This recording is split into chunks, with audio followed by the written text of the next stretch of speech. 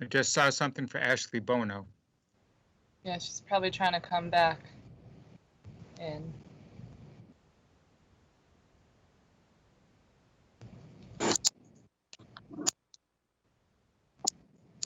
Yes, why don't you count us down? It's not quite 7.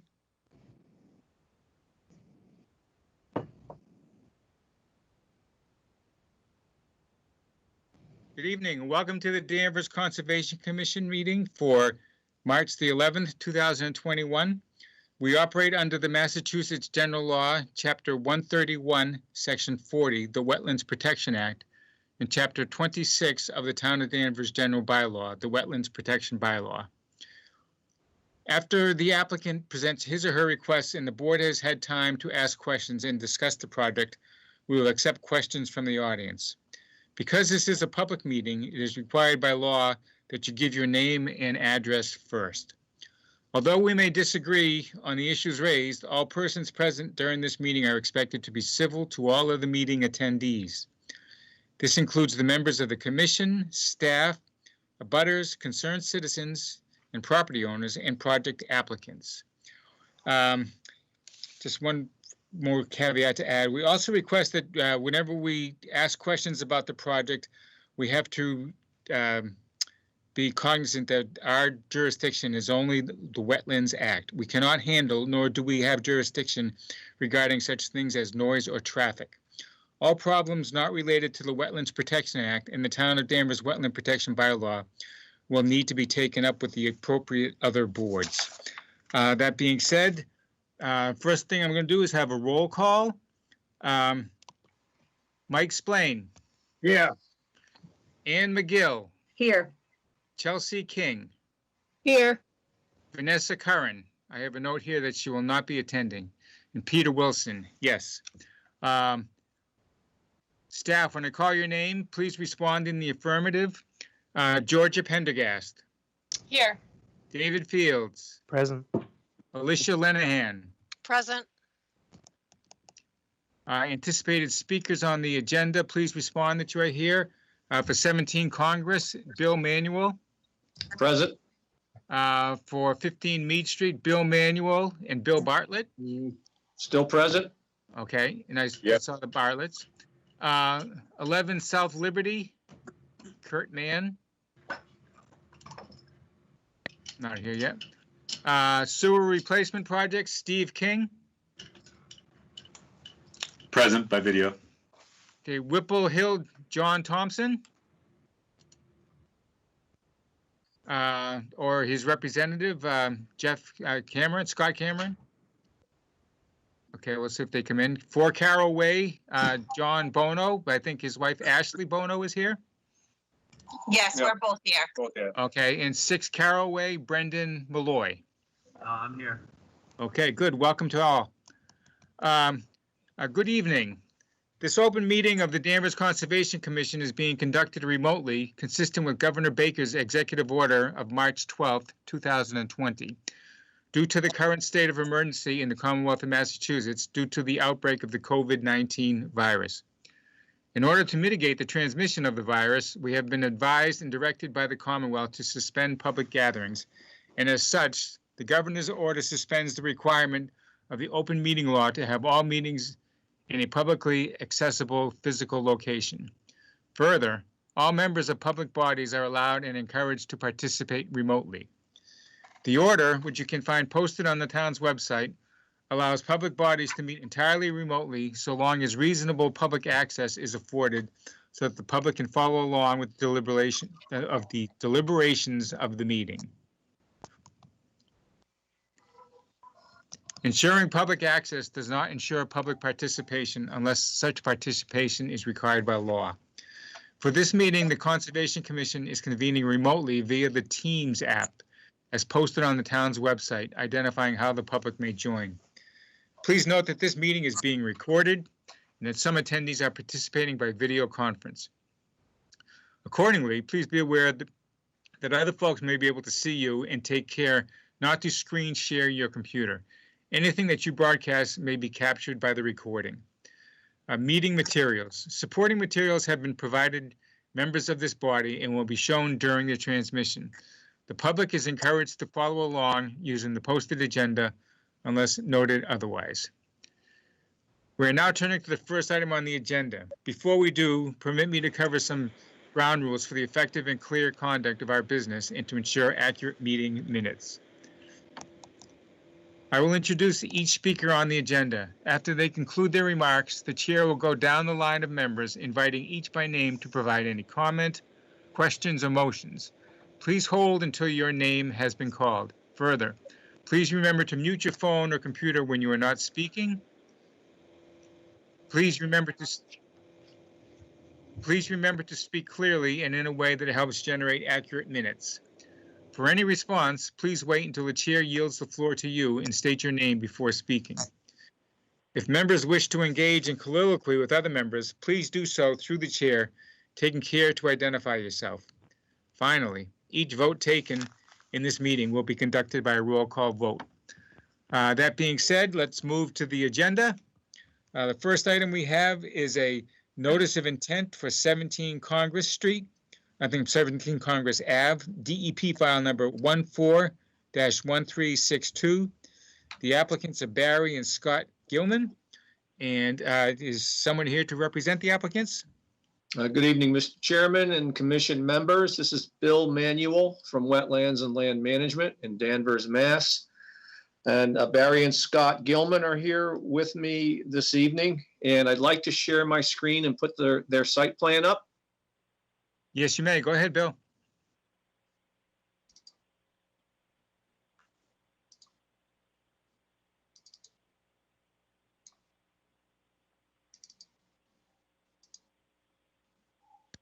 Let's see.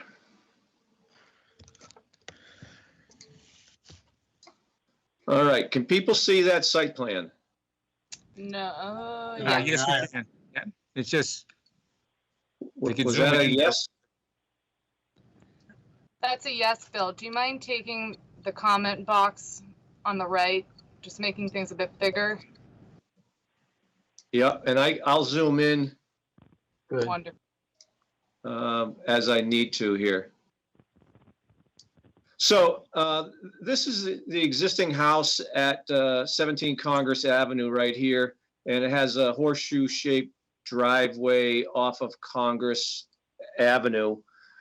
And Brooke and Scott want to do a kitchen addition, which would be right here. It's a very modest kitchen addition. It would be a 2-story addition, which will allow the added benefit of creating a closet and an expanded bathroom upstairs, but that's really secondary to the primary focus of this project, which is the kitchen addition. There'll be an improvement to the front door here. There'll be a new stoop constructed over the front door. And at some point during the life of the order of conditions, they'll want to resurface this existing paved driveway with sort of a paver stone. So basically it'll stay in the same footprint and it'll just be one surface for another surface. So there's a number of wetland resource areas that are affecting this project. First of all, there is a tributary to the Porter River out back. It's a tidal creek. And so it is perennial, so it has a 200-foot riverfront zone, which extends virtually to the front of the lot out here. There's an expanse of salt marsh between the tidal creek and this rise in the topography here. I flagged the edge of salt marsh with flags A1 through A10 across the lot. And the 100-year flood elevation, or land subject to coastal storm flowage, is elevation 10, which runs through the lot just about through here. And then because this landform is affected or interfaces with the storm tides, this would be a coastal bank. And so I have defined the top of coastal bank, which is this red line, in accordance with the DEP policy 92-1, very long-standing policy that everybody's familiar with. And so basically it coincides with the top of slope, sort of the edge of lawn. There's lawn that extends right to the sort of the break and slope here. There is a 35-foot no disturb zone line, which goes right through here. Most of the back of the house and the deck is already encumbered by that 35-foot no disturb line. And here's the 50-foot no build line. So most of the house is already encumbered by the 50-foot no build line. This is the proposed kitchen addition. It's a very modest addition. In fact, it's smaller than what the applicants wanted. I'll walk you through that when I get to the alternatives analysis. It extends out from the back of the house by 8 feet, so it's 8 by 15 feet. And they'll want to put a little connector deck to connect the existing deck right here to this addition, and that would give them an opportunity to have sort of a window with a pass-through or pass-out window, so they can put meals or things like that, pass them out through the window instead of walking all the way through the house and out to the deck. As I mentioned, also the front stoop, which is on the opposite side of the home. So the star of the show here is this kitchen addition, because it is in your no disturb zone and the no build zone, and it requires a waiver. The entire encroachment is about 161 square feet.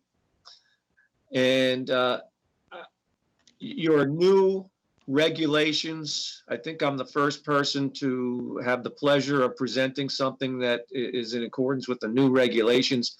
They're very specific about what you require for requesting the waiver. And in my narrative, I have presented to you a fairly extensive alternatives analysis, really much more extensive perhaps than need be for this modest kitchen addition. But I wanted to, since I was the first, I really wanted to go into detail and try and address every single aspect of your new regulations. So the first part of your regulations when you need a waiver is to provide an alternatives analysis, provide the alternatives that you looked at and dispelled ones that were not compliant with the regulations or justify why you actually need the waiver. And the first alternative was to actually create a kitchen expansion that was much larger. It extended generally out to the outer edge of the hot tub here. And really what that did is it gave the applicants everything they wanted. Their kitchen is small right now, and there's really only room for one person to work in the kitchen. Both Brooke and Scott, they like to cook, they like to entertain, they have 4 children. But there's only room for one person to be working in the kitchen at one time. And they wanted more counter space, perhaps more room for appliances, just more room to gather around a new island. And if we were to expand out to this area here, that would have given them everything they wanted. I counseled the Gilmans about the alternatives analysis requirements. We worked with their architect, and we actually scaled the project back to what you see here. And this was option 2, which was, I'll call this the preferred alternative. It doesn't give them the space that they really wanted, but it does give them the ability to have some more cabinet space and get an island in the kitchen. And so it's workable, and it's really the smallest size addition that they can do and have it be worthwhile considering the cost of putting in a new foundation and the work to go into it. The third alternative was to expand inside the house, or the third alternative was to do something even smaller. And that just didn't make any sense because it wouldn't have given them what they needed. And frankly, the smaller you get, it just doesn't make sense with the cost it's going to take to put in foundations and do carpentry work. The fourth alternative was to try to expand the kitchen on the inside of the house. But you see the house has a relatively small footprint. And if we did that, it would sacrifice another room in the house and would require then a complete interior renovation. Now that's a completely larger project than they ever envisioned. And it's logistically out of the realm of possibility when you consider the project purpose was to just work on the kitchen and not the rest of the house. And then the last alternative was if you couldn't get the waiver, they just wouldn't do the project, and that would be a shame. So I think we've selected the best alternative considering the 5 that I've presented. And then the commission has specific criteria for deciding whether they could grant a waiver. And I have a very detailed discussion that shows how the project maintains the interests of your bylaw. There's about 10 or 11 interests. I've listed each one of them and gave you a discussion about how it maintains the interests of the bylaw. You have maximum impact thresholds for work in your no disturb and no build zones. And I've created a table here on the plan that shows that this project is well under the thresholds for maximum impact allowed if you were to grant this waiver. The deck, little deck extension, and the kitchen has about 121 square feet of encroachment into the 35-foot no build zone. I wanted to point out to you also that the area of the expansion of the kitchen foundation is all lawn area right next to the house. So there's no indigenous vegetation here. But we're limited to 121 square feet, which is less than 3% of the no disturb zone on the entire property. You allow up to 10% disturbance should you decide to grant the waiver, and we're 3%. So we would be compliant with your maximum impact thresholds. When you consider the overall project with respect to the no build zone, you allow up to 20% of the no build zone, that being between 0 and 50 feet away from the resource area. This project is a total of 161 square feet of impact. 40 of that is the deck extension that's above ground, but nevertheless, it's 161 square feet. We're less than 3% again, and well under the maximum impact threshold of 1,156 square feet, which you could allow with a waiver. So we're compliant with all your waiver impact thresholds. I've given you a very detailed alternatives analysis. I've walked you through how this project is compliant with all the resource area performance standards. So we think it's a very reasonable and modest project. We hope you'll look favorably on granting a waiver for this. Thank you. Okay. Thank you, Bill. I mean, like you said, you are the first applicant to come in under our new bylaw regulations, and it looks like you've done a great job. So that being said, I'm going to start with giving the members of the board an opportunity to ask questions, and then we'll come back and we'll go from there. So first I'll start with Mike. May I explain? Thank you. Can you hear me? Yes, we can. All right, fine. Bill, can you tell me what's the size of the footprint on the house? Not off the top of my head, no. Is it single story, a 2-story, 3-story? Do you know? It's a mix. A mix It's mostly a 2-story. But it's also a 3? No, it's also a 1. 1 and a 2.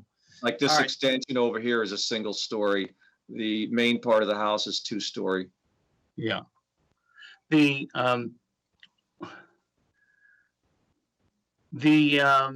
proposed alternative, I think it was alternative 2, that would be that would encroach under our old bylaw, correct?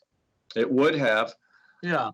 It would have, but the situation is the same because the kitchen is where it is in the house, and there's no getting around that. Yeah. What's the size of the kitchen?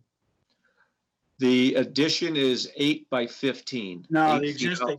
the existing kitchen. Oh, Brooke and Scott, can you maybe chime in on that? It's roughly 8 by 10. But there are things that are bumping into it. It's not really floor space. You know, a lot of it is counters, and then there's a counter in the back that is dedicated to cabinetry. So the actual space of walking around is much smaller. Right. About 10 by 10. It's a small home to begin with, which is part of the problem. We had every intention of building out once we moved in. So now there would be a change in the environmental bylaw. How long have the applicants owned the house? Say it again, please. Since November of 20. We just 20. moved in this last November 5th. The alternative one is just another way of saying we could do alternative one, but that encroaches more, right, Bill? Alternative 1 would have given them everything on their wish list, but Yeah, that- but that's fine. But I'm just saying that encroaches even more than alternative 2. yes, it does. So you're saying one encroaches, but it's bigger. 2 encroaches. 3 encroaches, but it's smaller. But so 2 is the alternative because it's in between the bigger and smaller encroachments.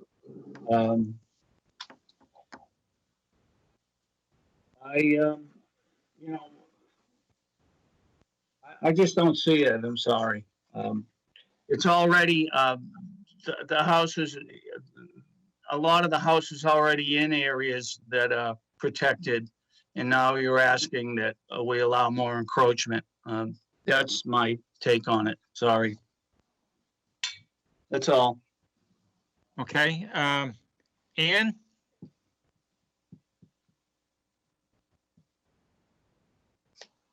There we go. The size of it, in terms of your alternatives, I can understand. You have 4 children and you've moved into a small house that you can hardly move in the kitchen.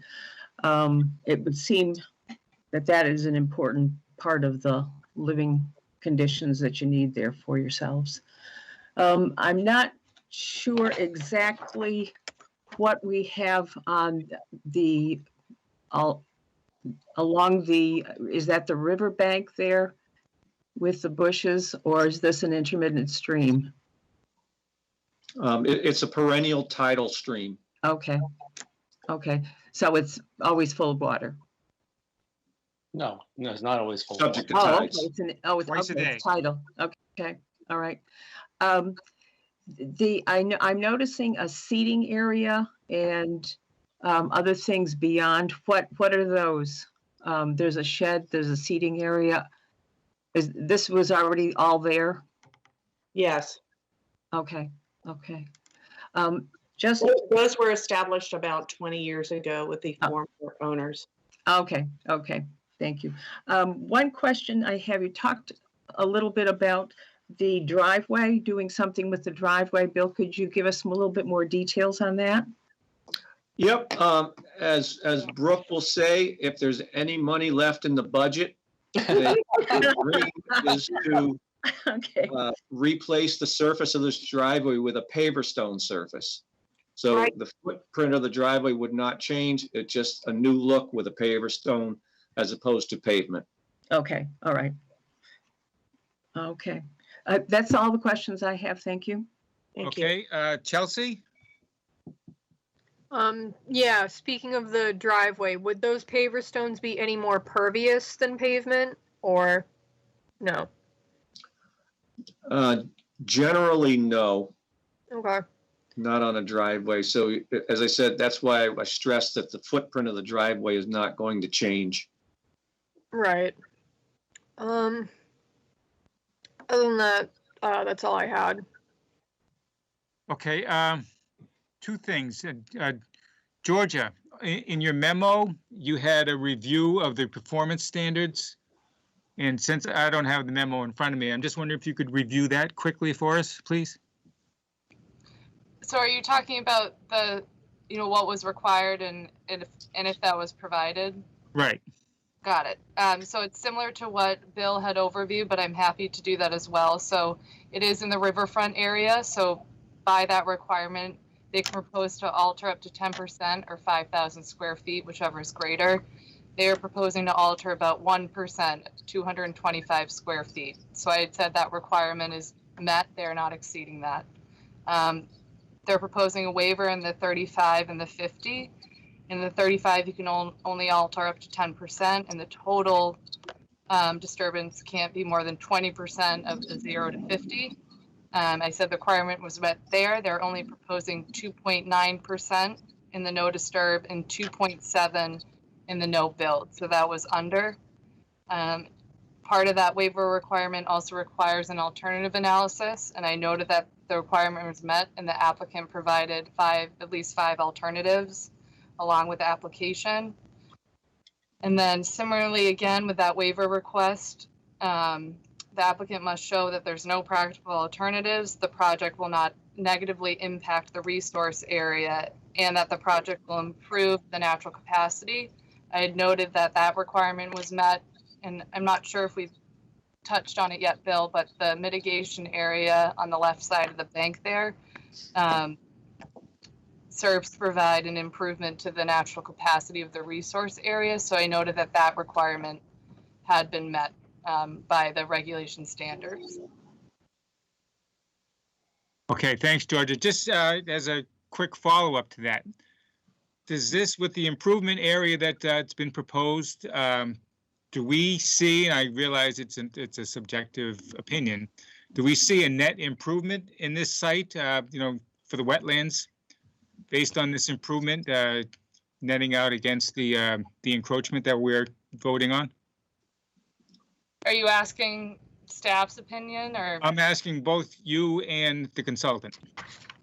Well, staff's opinion, just from the site visit, I think the two areas we can see where the foundation's being proposed is on existing lawn. Again, in between the hot tub and the house.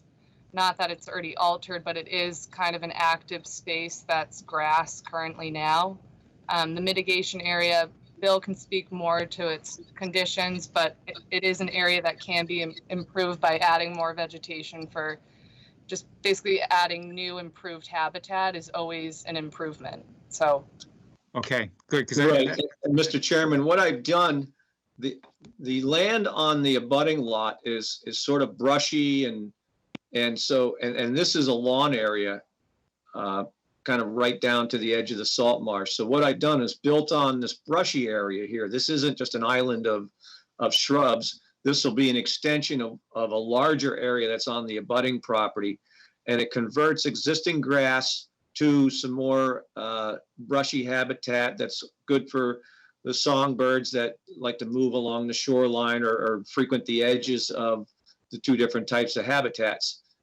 The other advantage is that this is in the flood zone, and so the establishment of additional vegetation always works well to slow the flow of floodwaters during storm events. So we have two features here: wildlife habitat and storm damage prevention that this mitigation area will enhance. And it's more than twice the size of the encroachment that we're proposing. Yes, it's good. One last question, Bill. It's hard for me to really make out the details in this drawing. But my understanding was some of the existing structure is already within the 35 no build? Yes, I'll zoom in on that. So this line here is the 35-foot no disturb line, and this line here is the 50-foot no build line. This is where the kitchen is. The blue hatched is obviously the existing structure. So, I mean, this structure was here long before the bylaw or even the recent amendments, obviously. And the purpose of this project is a kitchen. It's not an overall house renovation or anything like that. It's really limited to expanding the kitchen. Right. Phil, do you have it on the drawing, the old 25-foot buffer line? No, but it would be roughly, it would just clip this corner here, 10 feet in. Now, just the hot tub, that's on some sort of patio?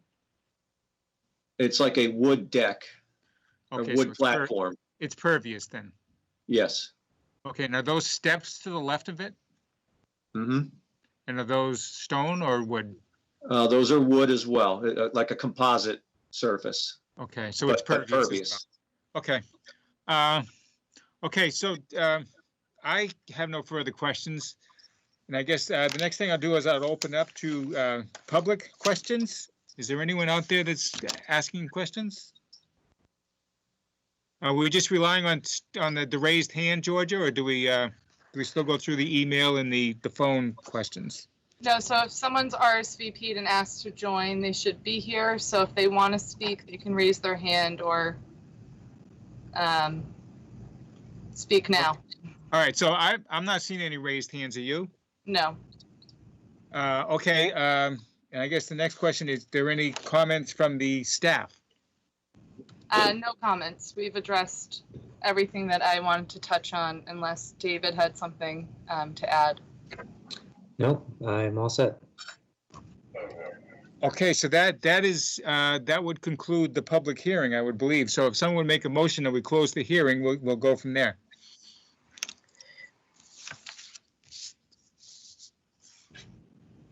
And you're on mute.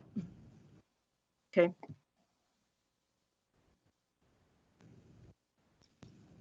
I'll Still move we muted. close, I'll move that we close the Okay. public hearing.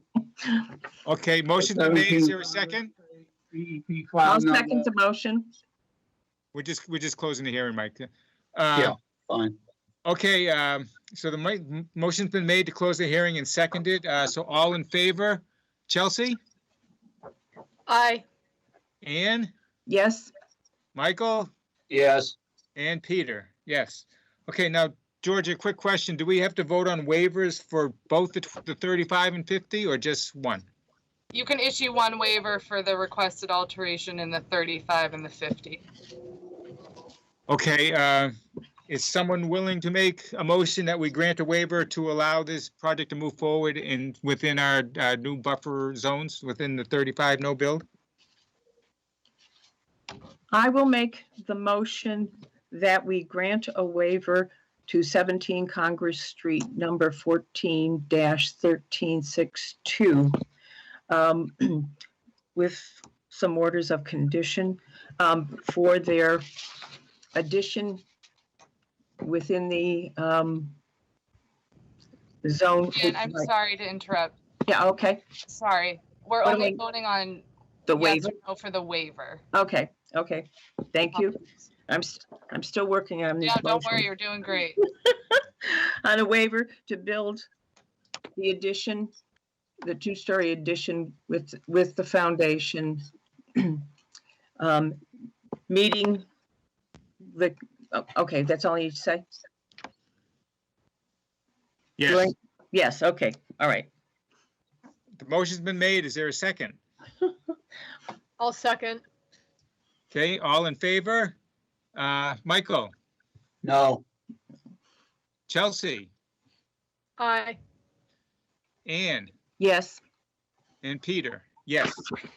Okay, the waiver is set. Now we have to vote on issuing an order of conditions for this project to move forward. So if someone would make a motion in that light, please.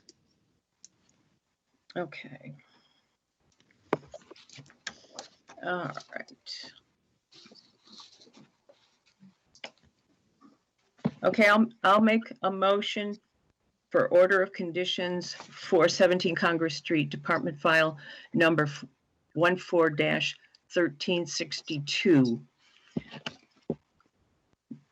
And- Go Okay, ahead, Ann. I'm sorry. okay. That the addition does not exceed the stated project proposal. It will be less than about 1% of the riverfront area of the lot and no greater than 2.9% of the no disturb zone, that the mitigation area be completed as stated in terms of moving the lawn into the bushy area. Do I need anything else? Well, no, just the standard conditions, you know, erosion control and so forth. Okay, and that the erosion control be in And the I think rule. they're part of the standard order of conditions. Okay, We don't have- okay, all right.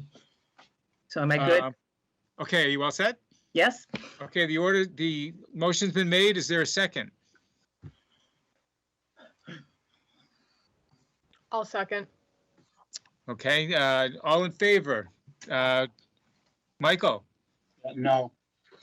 Chelsea, Aye. Ann, Yes, and Peter, yes. Okay, so we have granted an order of conditions for your project to move forward, and now I'm just going to get on my soapbox for a bit. I mean, there's, as you can tell, there's a split within the commission on this. So this project, we really would like it done to the letter of the proposal. We don't want you coming back with certificate of compliance and saying, oh, we changed this and we changed that, because we will not look favorably upon that. That being said, the order of conditions is good for 3 years. We are really starting to try to encourage applicants to get back and close out those order of conditions within the time frame. We do not want to see people coming back 10 or 15 years after the fact looking for a certificate of completion. Okay, that being said, congratulations and good luck with your project. Thank you. Okay, on to item number 2. Thank you. Request, Thank you. have a good evening. Thank you. Request for a certificate of Good night, compliance Bill.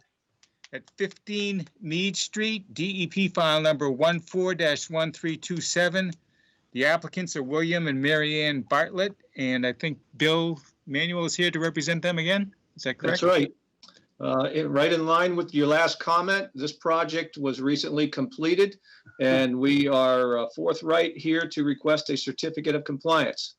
We had a site walk with the harbor master in Georgia on earlier this week, I think on Tuesday. Everything looked good. It was built spot on, and we're asking to close out the project. Okay. Georgia, could you comment on your visit, please? Happy to. And I also want to preface, because Peter had asked, I put a photo, a Google Earth photo in the memo. Yeah. That's an old photo. So you'll see the houseboat on the end. That is not existing anymore. I just wanted the commission to get a reference of the area. So I want to preface that to the board. The harbor master and I did go out there. We were very satisfied with what we saw. We thought the pier looked great. There was that additional, in my mind, it was minor, that 3 feet is on the landward side. So the pier itself does not extend further into the water 3 feet. And Mr. Bartlett and I met in the summer a while back now, and I allowed the administrative approval of moving 2 pier pilings from the float configuration to double up on the pier. So it's the same amount of pilings. They just 2 moved location. And you'll also see from the as-built, comparing to the final approved plan, the configuration of the floats is different, but the square footage amount is exactly the same. So the harbor master and I had no concerns. Okay, so pretty much it's done to plan, just some minor modifications and not detrimental to the riverfront area at all. No, and I do also want to note, which is something where the harbor master and I were very pleased to see, Chapter 91 requires a posting sign that allows the public to say you can freely pass, fish, fowl, and navigate under and around this pier. And Mr. Bartlett got a sign printed up and posted that on the Nice. pier. So the harbor master and I had said, you know, it would be nice one, they're required. I'm pretty sure it's required, but we want to see more of that standard. But I was satisfied with what I saw. Okay, good. All right, let me open it up to questions. I guess, Mike, can you want to go first? Thank you. Yeah, just, Georgia, on the picture for 15 Mead Street, are you suggesting that the structure at the very end is no longer there? Yes, and that was a requirement of the order of conditions, Right. that float be relocated 40 feet downriver. If I But have it, instead, they just removed it completely and Yeah. they did not relocate it? Mr. Bartlett took it out completely, which was more of a benefit here. So that's Yeah. it's Yes, gone on site. We'd asked for that. Yeah. Okay, that's fine. And I also like that they post the signage informing the public that they have rights around the pier. Thank you. Okay, all set, Mike? That's all. Yes. Okay, Ann, any questions or comments? No, not on this one. Thank you. Okay, Chelsea? I don't have any questions either. Okay, any comments from the public? Okay, none. All right, so this is not a hearing, is that correct, Georgia? So we don't have to close a hearing? Correct. Okay, so I guess our next step is if someone would offer a motion to grant a certificate of compliance? I'll move that we grant a certificate of compliance for 15 Mead Street, DEP file number 14-1327, based on the as-built that was submitted. Okay. Okay, thanks, Mike. The motion's been made. Is there a second? I second that motion. Okay, good. All in favor? Chelsea? Aye. Ann? Aye. Michael? Aye. Peter? Aye. Okay, good enough. And just a quick note to the Bartletts and to Bill, thank you for getting back to us in a timely manner. This is what we really want to see. And thanks for building it according to what we had decided was good to go with. So good luck with it. You're Enjoy. welcome. Okay, thank you. On to item number 3, a request for certificate of compliance at 11 South Liberty Street, DEP file number 14-315. The applicants are Joseph Novick, care of Man and Man. So who is here to represent the applicants? Hello, can you hear me? Yes, we can. Hi, my name is Kurt Mann. I'm here representing the applicants this evening. Peter, if you don't mind, if staff could just give a quick overview on this one, because it's not a typical situation. Yes, go ahead, please. And then Mr. Mann can jump in. Feel free to interrupt me. So Mr. Mann the office was contacted looking for a certificate of compliance for this file. As you can see, it's very old. We're on 1362 right now. This file number is 315. So it went back to about 1987. I went down to the basement. I could not locate the file in our file cabinet. It may be there, but it is, Alicia and I gave a good bid. We could not find it. That being said, so it was unknown if a certificate of compliance was issued. It's not recorded on the registry. So we're assuming one was not issued. With no file, that means we have no plan. The order of conditions was recorded for a 12 by 20 addition. And the building files appear to have an inspection for a 12 by 20 addition. So I've come to the conclusion that the addition was built. From what I can tell, it doesn't seem to be too out of whack from what the house looks like, that something crazy was added on. But the order did not require an as-built plan. I just wanted to preface that. Usually they do require them, but in 1987, I don't think we were at that time yet. So all there is to close out the permit is really just ask a request and a discussion. And as part of your site walk, Georgia, I mean, the addition was made pretty much to what we think it was, right? And Yeah. It's within our jurisdiction, obviously, but is it anything within 25 or 35 zones? I'm not sure of the 25-35, but looking through historic aerials, the house has remained untouched from its original shape since the 80s. Okay. All right. I don't have much else to say about that. So let me just ask the members what they would think. So, Mike, I'll give you the first opportunity. Yeah, no questions. Okay, Ann? Here I go again. No questions. Okay, Chelsea? I also don't have any questions. Okay, good. Anyone from the public have any questions?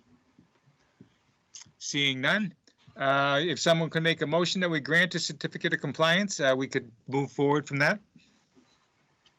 I'll make the motion that we order a certificate of compliance for 11 South Liberty Street, Department File Number 14-315. Okay, the motion's been made. Is there a second? I'll second. Okay, all in favor? Chelsea? Aye. Ann? Aye. Michael? Aye. Peter? Yes. Okay, good enough. Thank you. Thank you, members. You're welcome. Have a good evening. Good evening. Next up, a notice of intent. 310 CMR 10-05. I'm not quite sure what that means. Okay, the sewer replacement, Clinton Avenue and Merrill Street, DEP file number 14-1361.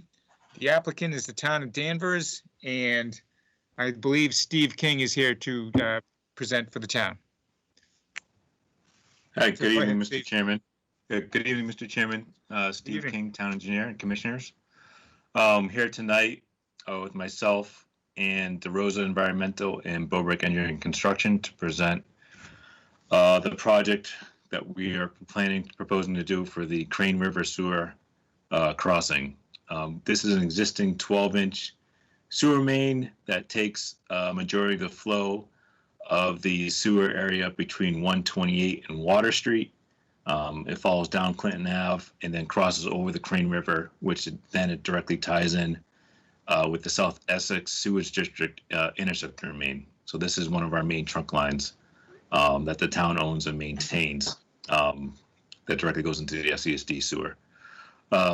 Back in 2017, during our annual asset management inspections, we discovered that some of the piles that supported this sewer spanned the sewer over the Crane River had collapsed, eroded away, or had been completely removed. And we're thinking this is partly towards the tidal influences that are in the area. And also the fact that the age of the main as well. This was initially installed in the 1950s. They did some repairs in the 1970s, and it has remained untouched since 1970, 75. So when we did our inspection, we noticed there was a significant sag in the pipe. It's about a 100-foot span. Obviously, this is a single barrel sewer main.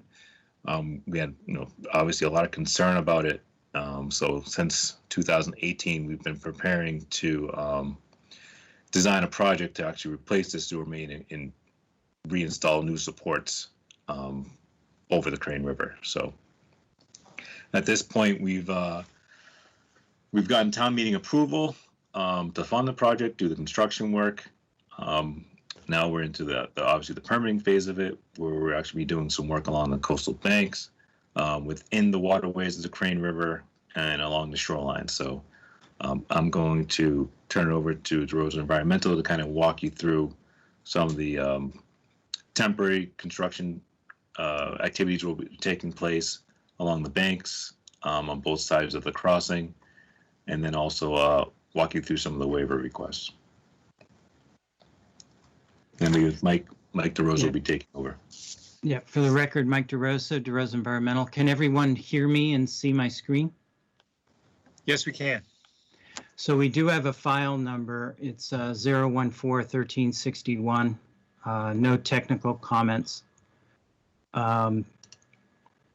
We filed the notice of intent as a limited project because we are working within resource areas.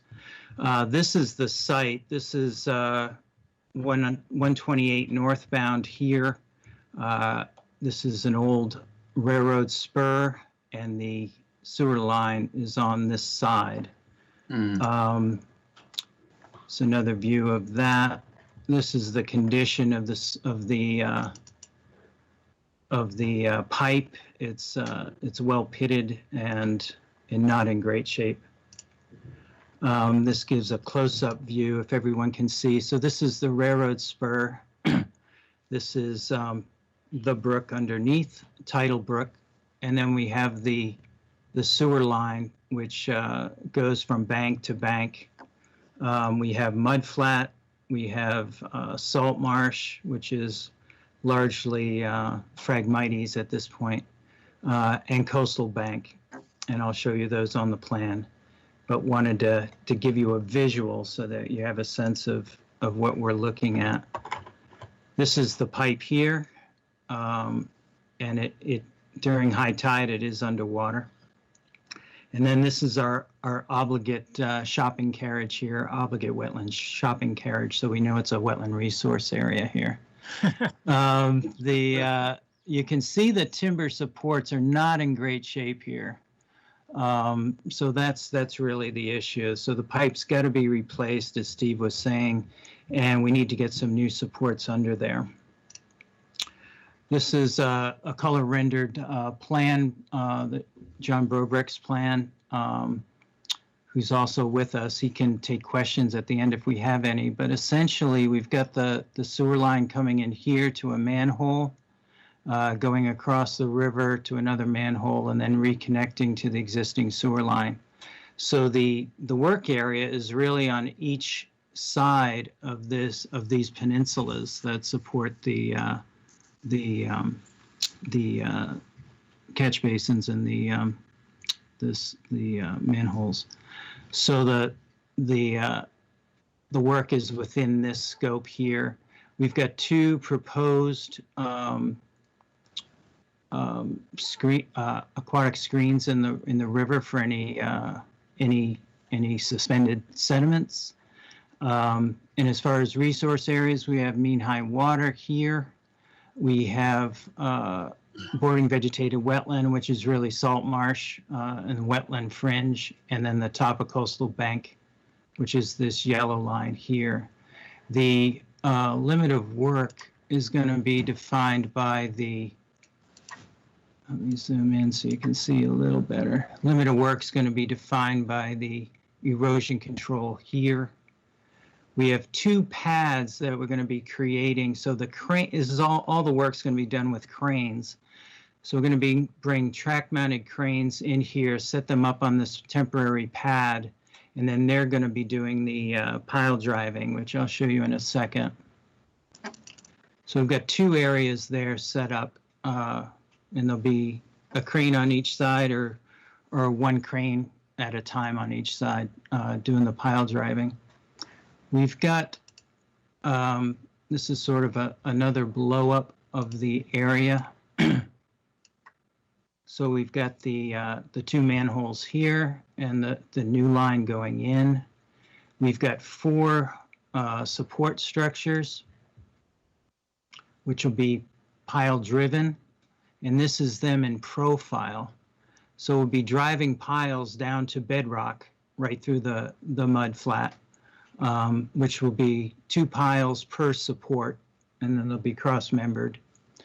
And then the actual pipe's going to be a double pipe, so it'll be there'll be secondary containment on it. So you'll have the primary pipe and then the secondary, and then these will be supported by these support saddles on each piece.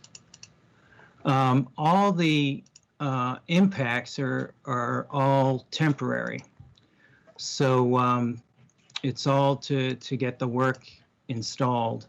The only permanent impacts will be these pile-driven supports, which total up to, I think, 30 square feet for all 8 of them. There's 2 for each unit, and there's 4 of those. And then all the impacts are buffer zone impacts, temporary impacts. Everything's going to be restored back to its existing condition and topography. But clearly you can see that the project is necessary and needs to be done. But that's all I had for the presentation. We did hear late today that there is the Division of Marine Fisheries. And maybe Georgia can talk to this more. We haven't seen it in text yet, but they have an issue with a fish run here. So there are some time of year constraints that may play into this.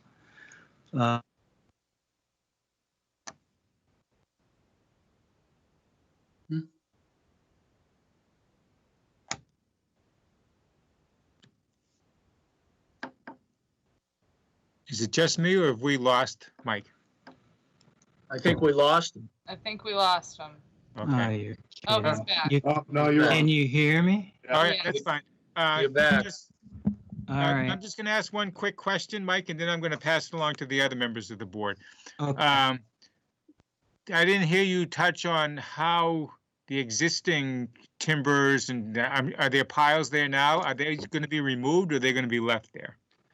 No, they're going to be cut at the mud line and removed, is my understanding. Is that correct, John? Yes, yeah, we plan on just cutting them off. We're not pulling them or making a mess out of it. We're just going to cut them off as feasible. Yeah. Okay. So they'll be cut right at the mud line. Okay, and just a secondary question: what is the future of this bridge? That's a the good bridge- question. I can. I don't have an answer to that question. Yeah. Steve, Yeah, the do you bridge- know it all? I do not have a specific answer for that, but the bridge was obviously built for the old Creasy Cook site that was on the land before. So Right. I think they did turn over the ownership to the MBTA, but at this point, I believe the MBTA is going to be removing all the tracks in the next few years once the EPA Superfund cleanup starts. Right, and that's Yeah. my secondary question. This is all the EPA area, right, with the contamination? That's correct. Is there any special mitigation that needs to be done to work within that? We had a conversation and meeting with the EPA agents who are working on the project. They gave us some feedback, which we're going to put into our specifications, all along the lines of making sure we have a health and safety plan, make sure we keep all materials on site, erosion and sedimentation controls. We plan on keeping anything we bring in will be clean material or non-impacted material, and we'll make sure to remove that material the same way without further disturbing the site. Okay, let me, instead of hogging all the questions, I'll pass it along. So, Mike, you have any questions? Yeah, thanks, Peter. Yeah, the pads that you're gonna put down for the cranes, they'll be removed when you're done? Yes, absolutely. What are the pads? Are they wooden structures then? I believe it's just going to be gravel. John, do you know what they're going to use? It's gonna be a gravel base, but we're gonna leave it up to a means and methods thing for the contractor. For instance, most crane contractors have wooden pads that they bring in. So Yeah. we're specifying to install a geogrid fabric down to delineate the existing layer. And then whatever we bring on top will go on top of that fabric material. And then when we're done, everything will be removed and then the existing cover will be maintained.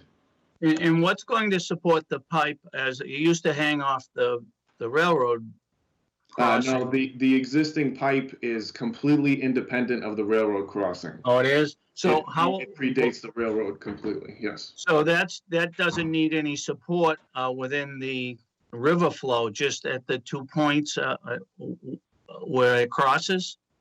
We are proposing to install 4 separate pile driving pier cradles, as you can see on your screen here.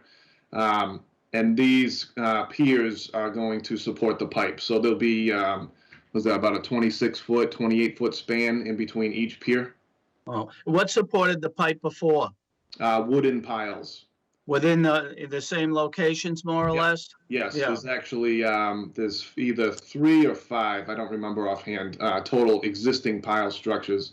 And the piles that are currently installed on those structures, I think there's about 12 piles each. So we are substantially increasing, navigable flow for fish, I guess I would say, in this area. And when you talked about cutting things off level, what are you actually going to cut off? We are going to cut as far down as we can on the existing wooden piles. How many? How many? All of those? All of them. All of them for the old sewer pipe, yes. Not for the bridge. The bridge is a separate structure Right. that we do not own. But yeah, I don't want to yank on these and make a mess. We're just going to cut as far down as we can. I'm not installing sheet piles for dewatering or anything like that. So we're going to wait for a very low tide and just cut as low as we can. But you have a crane there. They can't just be pulled out. No. And why is that? Because when you because- say a mess, I'm just trying to understand what kind of mess do you envision? It would disturb a lot of sediment. And it would also be extremely difficult to pull these out because of friction and depth. Yeah, suction is very, very strong on these driven posts. And actually, DEP doesn't want us to be removing piles. They tend to want us to cut them at the surface exactly for the reason John said, the dispersal of sediments into the water column. Yeah, I was just thinking, I'm thinking out loud now, but those piles aren't the kind of thing that has, like, say, carcinogens in it that will continue to contaminate water over time, or do you know? We don't know. They were installed in 1951, and my guess is as good as yours. Yeah, and there's a super fund for cleanup of this from the as part of that Creasing Crook pollution. When is that supposed to start? Do you know? Steve knows more about that schedule, but that's supposed to start within a year, and this project needs to be completed before then, and EPA is pushing us on that. Oh, okay. Well, that's good to know. Thank you. That's all the questions I have. Okay, thanks, Mike. Ann, any questions? Will you need to do any work on the drains on either side where the pipes will reconnect? Is there any reconstruction there? We will be replacing the manholes on either side with new watertight manholes because currently they're not in the best condition, and we're obviously trying to mitigate any sewage discharges to the open water. Okay, very good. Thank you. Okay, thanks, Ann. Chelsea? I don't have any questions. All mine were already asked. Okay.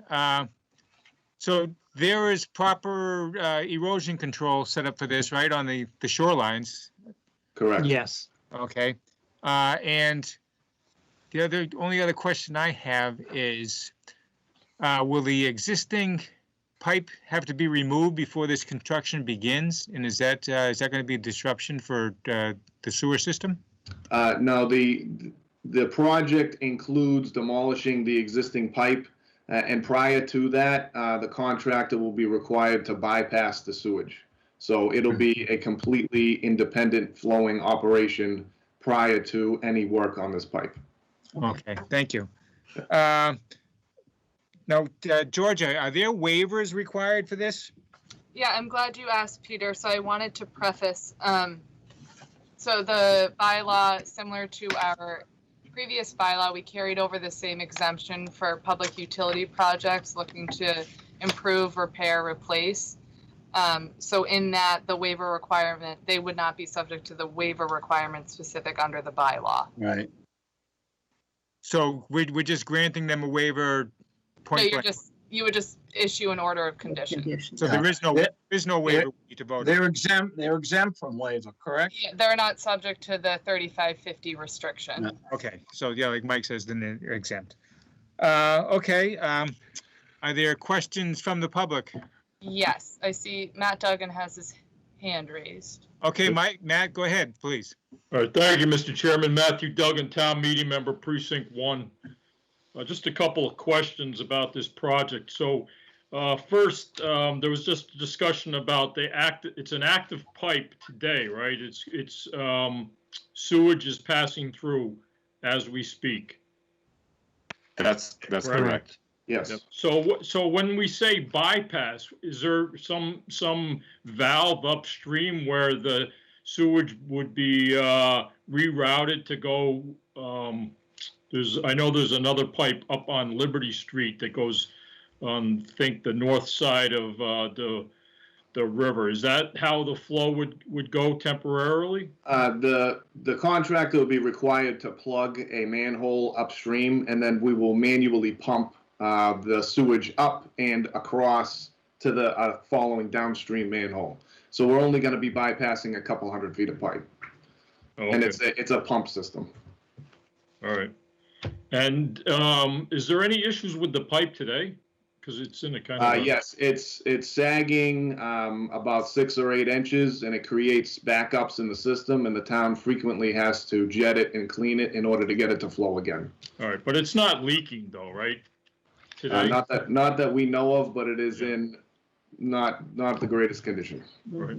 So the only exposed section of the pipe is just between those 2 manholes. The rest of it on either side are underground, I assume, right? Correct. Yeah, because I've been down through that area.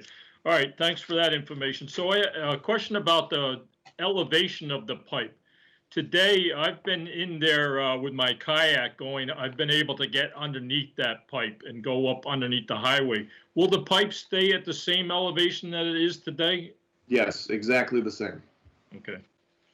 And then a question about the sediment. So you just discussed how you didn't want to remove the existing pilings because you would disturb the sediment. And we know that there's carcinogenic materials in there because they were discovered upstream in the Browns Pond area, and that was been remediated. So will there be any other disturbances, or will you kind of try to minimize them as much as possible, and only you'll be cutting them off at the level of the existing grade underwater? So when you drive the new piles in, you'll kind of do it in a way that minimizes the disruption to the Correct. Yep. During the pile driving, that's the only earth disturbance in that zone. And the pile driving will actually have the turbidity curtains on either side of it. So if there is any fugitive sediment, everything will be contained within that area. All right, that's good. And I guess this is a question for Mr. King. So I know that this was an article that was at town meeting this past June, Article 18, and it talked about sewer receipts for approximately 800,000. Is that still the case through you, Mr. Chairman? It's the ratepayers for the sewer receipts. That's how this project is being funded. Mr. Chairman, to answer Mr. Duggan's question, this is getting funding through the Sewer Enterprise Fund. Yeah. Okay. All right. And I think I think that's all I have, Mr. Chairman. Thank you. Okay, thank you, Matthew. Are there any other questions from the public? Not seeing any. Okay, I guess the first order of business here is that we need to close the public hearing. So if someone would make a motion to that effect, please. I'll make a motion that we close the public hearing for the Crane River Sewer Replacement Project, DEP file number 14-1361. Okay, motion's been made. Is there a second? I second the motion. Okay, all in favor? Chelsea? Aye. Ann? Yes. Michael? Yes. And Peter? Yes. Okay, so I think that does it. So like I said to the other people, do it according to plan and come back within 3 years. All right, Steve? Thank you very much.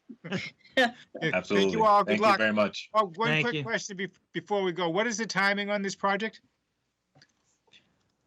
Now we're looking to advertise it this spring. We really want to start this project as soon as possible. We don't want to delay it any more than we already had. So Before year end, you think?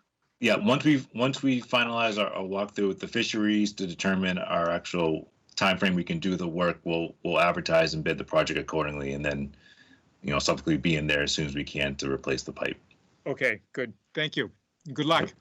Thank you, Now everyone. we've closed the public hearing. Is that all we're doing? No, now we have to vote on the order of conditions. So, Mike, since you spoke up, would you want to make a motion? I'll make a motion that we issue an order of conditions on the Crane River Sewer Replacement Project Notice of intent, DEP file number 14-1361, with the condition that the applicant use best methods and work closely with environmental experts that are working with the project or within the Superfund. Okay, thanks, Mike. The motion's been made. Is there a second? I second the motion. Okay, all in favor? Chelsea? Aye. Ann? Yes. Michael? Yes, aye. And Peter? Yes. Okay, good enough. Thank you, guys. Thank you. Thank everyone. you. Thank you. Have a good night. Thank you, Thank you. Steve. Thank you. All right, the next is, we have some violations we need to discuss, all in the Whipple Hill area. The first one's going to be for the subdivision as a whole. And that's with John Thompson. Does John have representation here with him? Yes, I do. Scott Cameron. Okay. Evening, hi, Scott. everyone. Hi. Okay, so we're going to take these one by one, but we'll go with the Whipple Hill subdivision first, then 4 Caraway and 6 Caraway. So that being said, I'm just going to ask Georgia to kind of briefly give us an overview of the violations that we're reviewing here tonight. Thank you, Peter. And Peter had prefaced it a bit, so this is an informal discussion, violation discussion, not enforcement.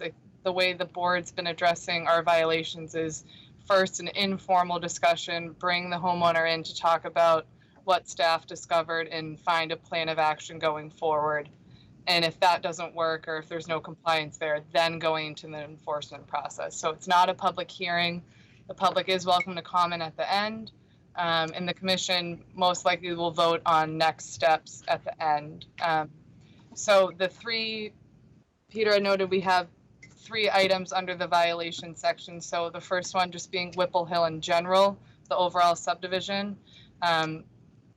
Specifically, the violations, there's not a certain list, but we did just have a site visit with Mr. Thompson and Scott Cameron and Annie Rafferty at Moore and Cameron, as well as Steve King, to just do a general subdivision check-in. I think this was approved around 2016, so it's been a while since the developer's been in, and I think it would be good for the commission to just have an overview of where the subdivision stands now and what's remaining.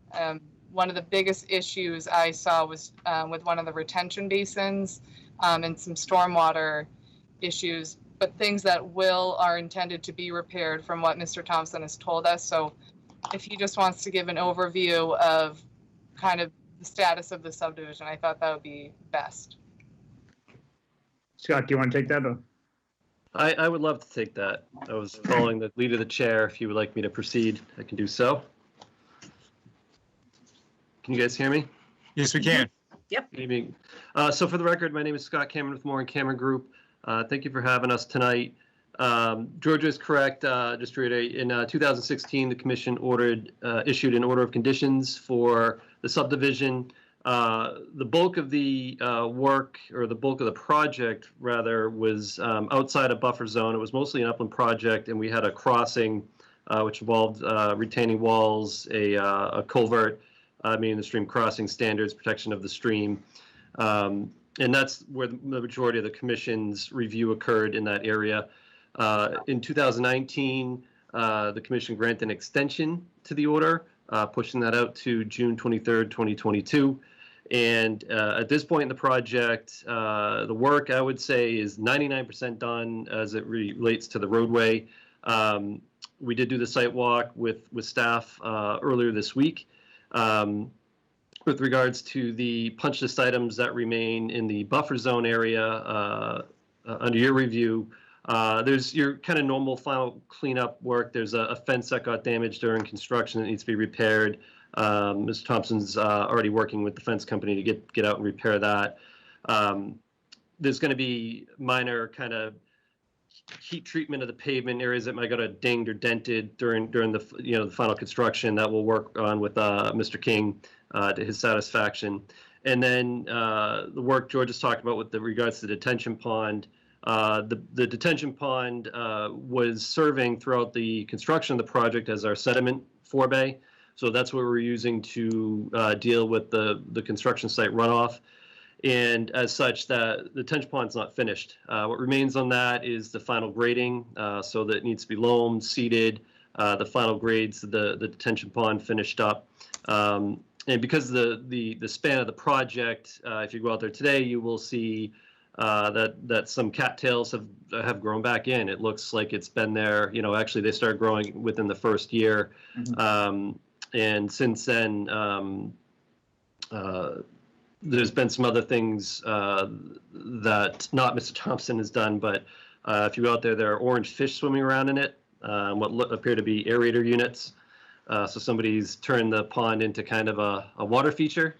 But again, getting it to the finished grades, it wasn't intended to hold water in it. It's just because it was left just below finished grade to account for that loam that there is water. But there's that finished work. And then the most important part of all this project, I guess, putting on my Conservation Commissioner's hat, is the wetland replication work. And that would be done also in conjunction with finishing this. We're really pushing to try and get that work done in April. The process would involve oversight by the wetland scientist, who is Ann Martin from LEC Environmental and her team, with the site contractor, and it's just a matter of getting the timing right on the weather, so we're not buried in mud in really wet conditions, but we do still have enough water to get the job done, get the plants in, and get them to establish over the summer. And that's really the bulk of the work that's left in the Concom's jurisdiction. Again, we're really trying to push to get that done by the time mid-spring rolls around. Factors, if we get a really wet spring, obviously we don't want to be getting in there and disrupting more earth, because it's going to just cause more sediment issues and challenges trying to control that. Labor, COVID, other things. So again, we're pushing to get that done this spring, and that's our goal. And I guess that's the extent of the work that's left in that portion of the project. Okay, so I think there are some stormwater issues as well. Is that correct? With regards to the subdivision road, other than finishing the detention pond, as far as I'm aware, everything's been built per plan. Steve, is that, can you verify that?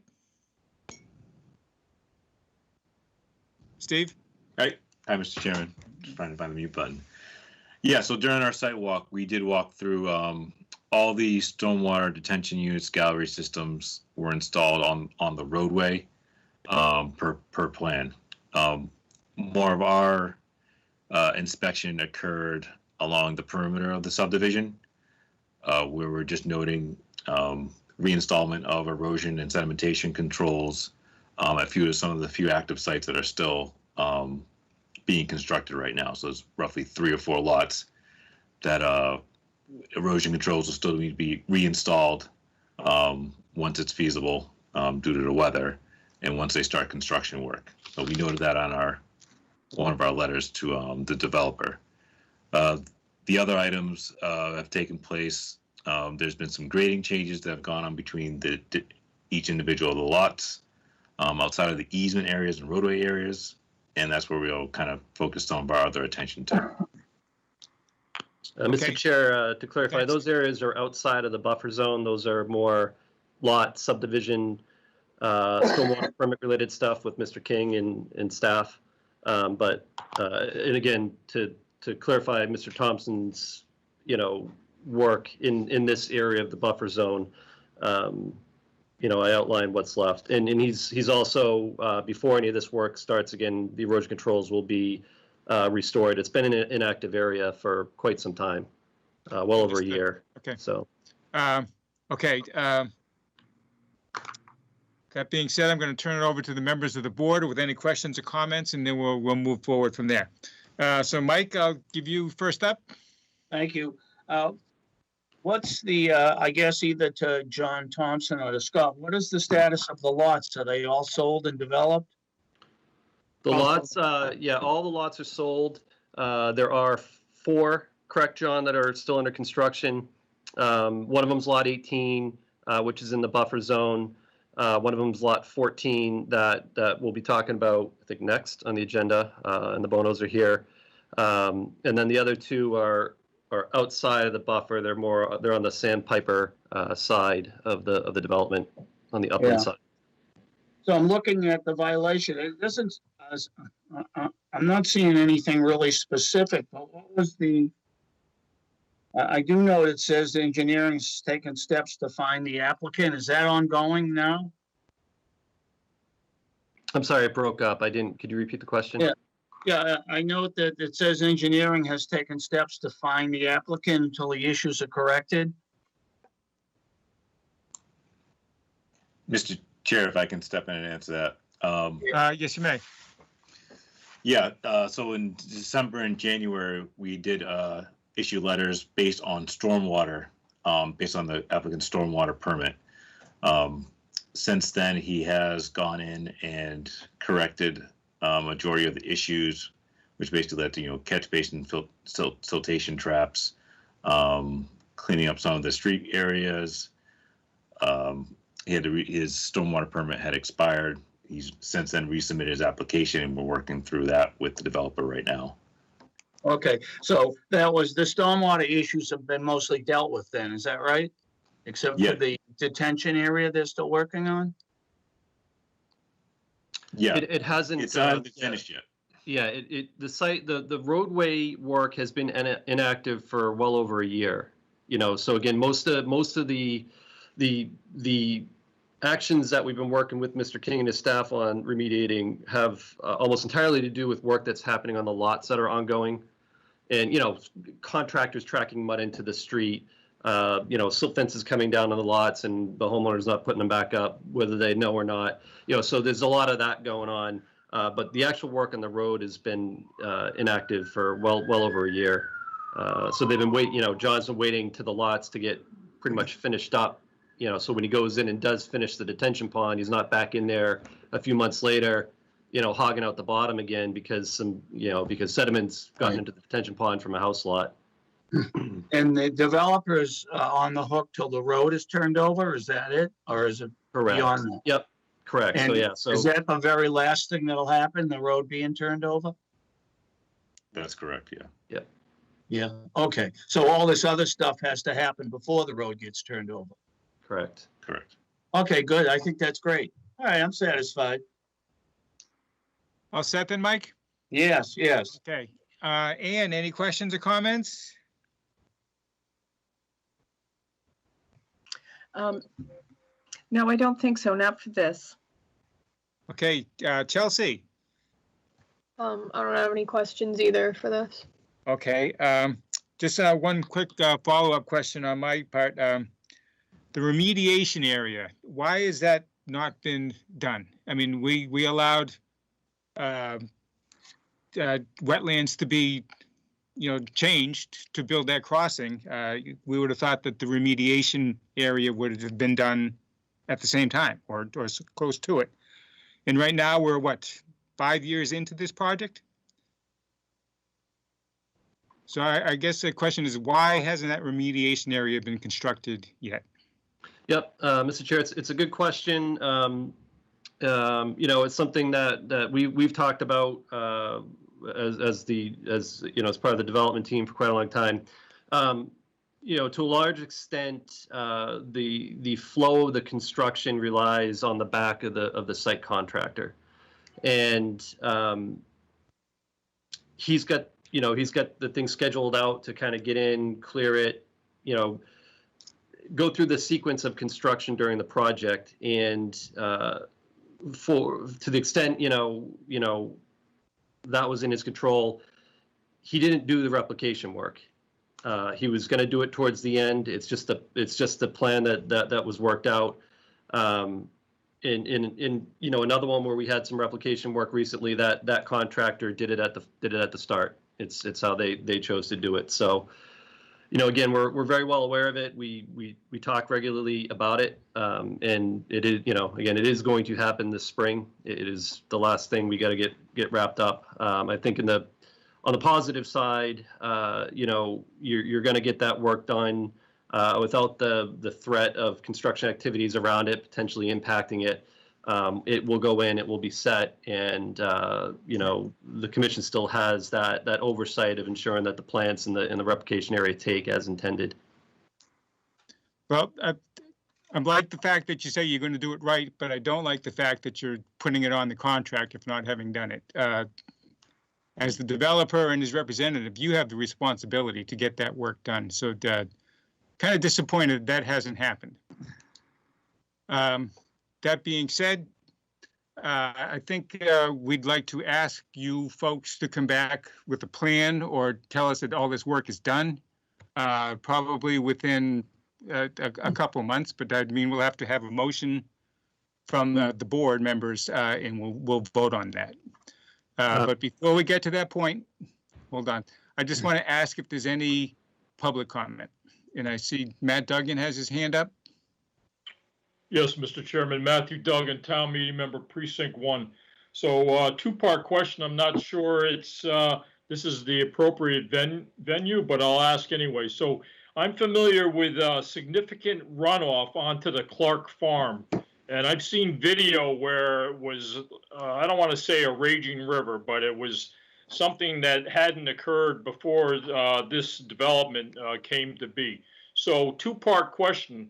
One, is the commission familiar with this? Matt, I'm just going to interrupt you for a second. I'm going to ask Steve King to comment on your question. So just kind of giving him a heads up.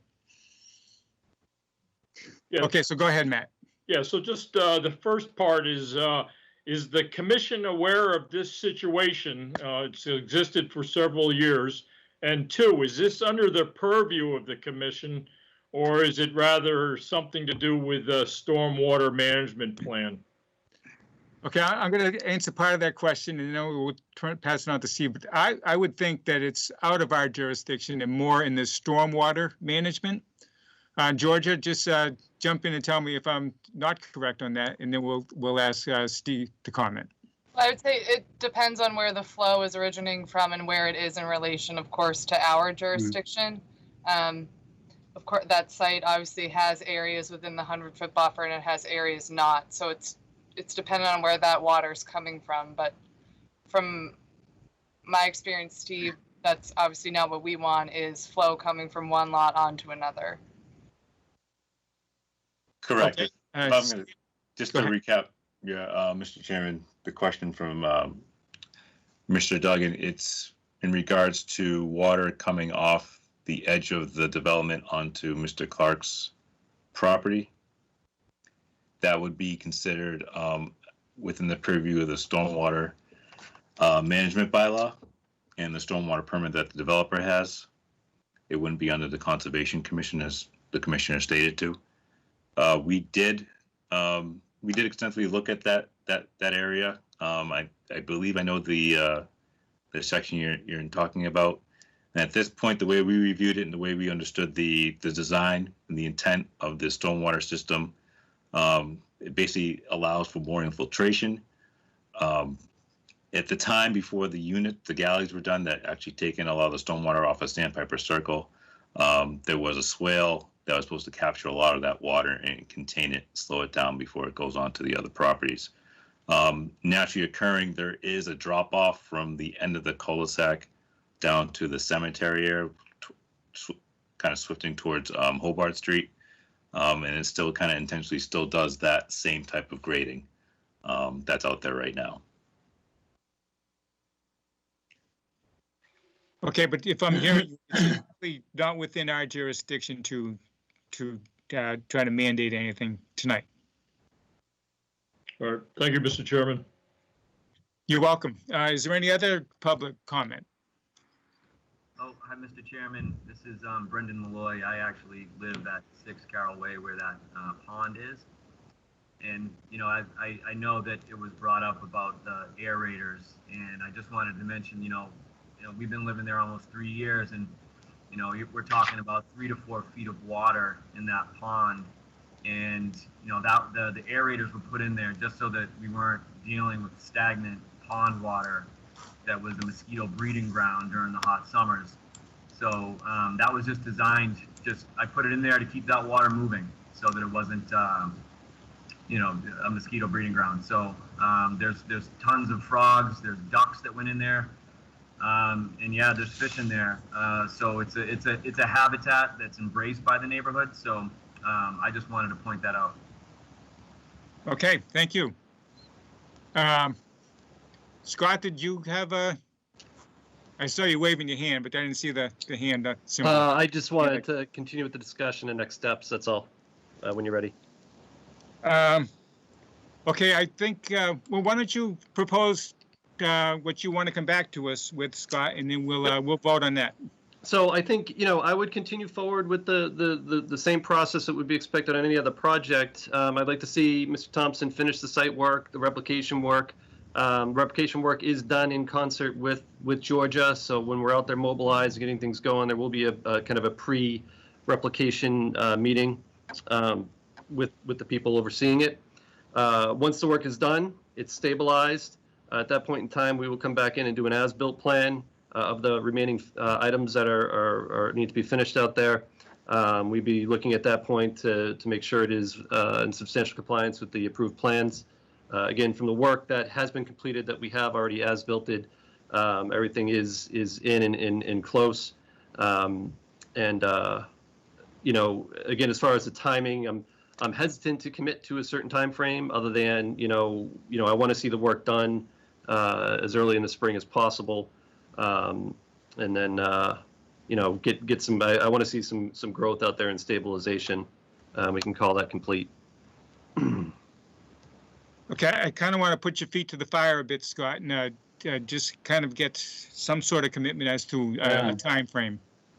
It's, again, I can throw all sorts of dates out there. You know, we can say May time frame to finish the replication work. If we get a really, really wet spring, it's not going to be possible to do. It might push out to June. So that's why I'm putting the asterisk on any schedules. I'm telling you right now, it's our intent and hope to get it done in April. It's not, you know, weather is out of my control. Haven't figured out how to control that yet. Chair? We should, well, I'm prepared to give you to June 1st. So I think from what I just heard you say, June 1st is probably pretty workable. Are you in agreement with that? I'm sorry, Georgia, go ahead. I guess to the extent that we still have the open order conditions and, you know, I'm happy to come back in and give you an update. Yeah.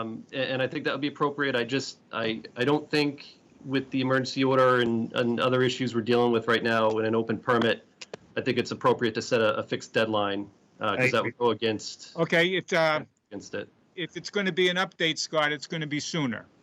Right. So like maybe mid-April. Give you a month to get back, get yourself organized. Mid-April's too quick. I'm not end of April at the earliest. So we have a meeting April 22nd, or we have a meeting May 13th. I suggest the applicant come back with an update. I'm not around the 22nd. The 13th is May 13th, if that's acceptable with the board, or you could do April 22nd if they just want to check in sooner. Even if it's we've made no movement and nothing's happened, that's better than. Yeah, I want it sooner than later. I could also provide just a written communication to you. I can provide you with a memo with an update. You know, I guess. We'd like an opportunity. Scott, would you be available at April 22nd? I think we want the opportunity to ask questions. I don't want just a statement coming at us. Yeah, I mean, the statement could be status quo to today. It's been very wet and we haven't been, or contractors haven't been available, or plants aren't available, or, you know, it's supply chains and everything. Come on, this has got to be done. So you didn't ask my, will you be available? I'm at May 13th. I'm the developer. I'm at May 13th. Okay. I'd say May 13th. I can, and again, if we can get this going, Georgia will be in the loop on this, and your representative will know exactly where we're at. Okay, but you know, we want action. We don't want to just keep kicking the can down the road. All right, someone make a motion that we would ask the developer and his representative to come back and provide us an update, probably for that May timeframe. All right, I would make that motion, but I would just wonder, do we need to have the developer here, or could we do it in April and just have Scott? Yeah. I can't say I'm here. Is that April vacation week, the 22nd? I think it's right around it. I don't know. Well, you know, Mike, I'm just one member of the board, so if other members want it sooner and we vote on that, that's fine. Well, I'd like to see it April 22nd. I mean, we don't know what the weather's going to be like. And then if Scott can, if it's not school vacation and he can come in and tell us, look, it was rainy and we say we understand, or wasn't, and where are we on it? And we could excuse the developer from having to be here if he's not available.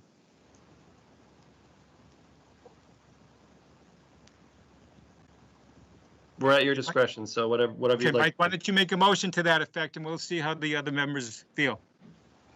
That we continue the matter out for interim report to April, is it 22nd, our next meeting in April? I don't have a calendar in front of me.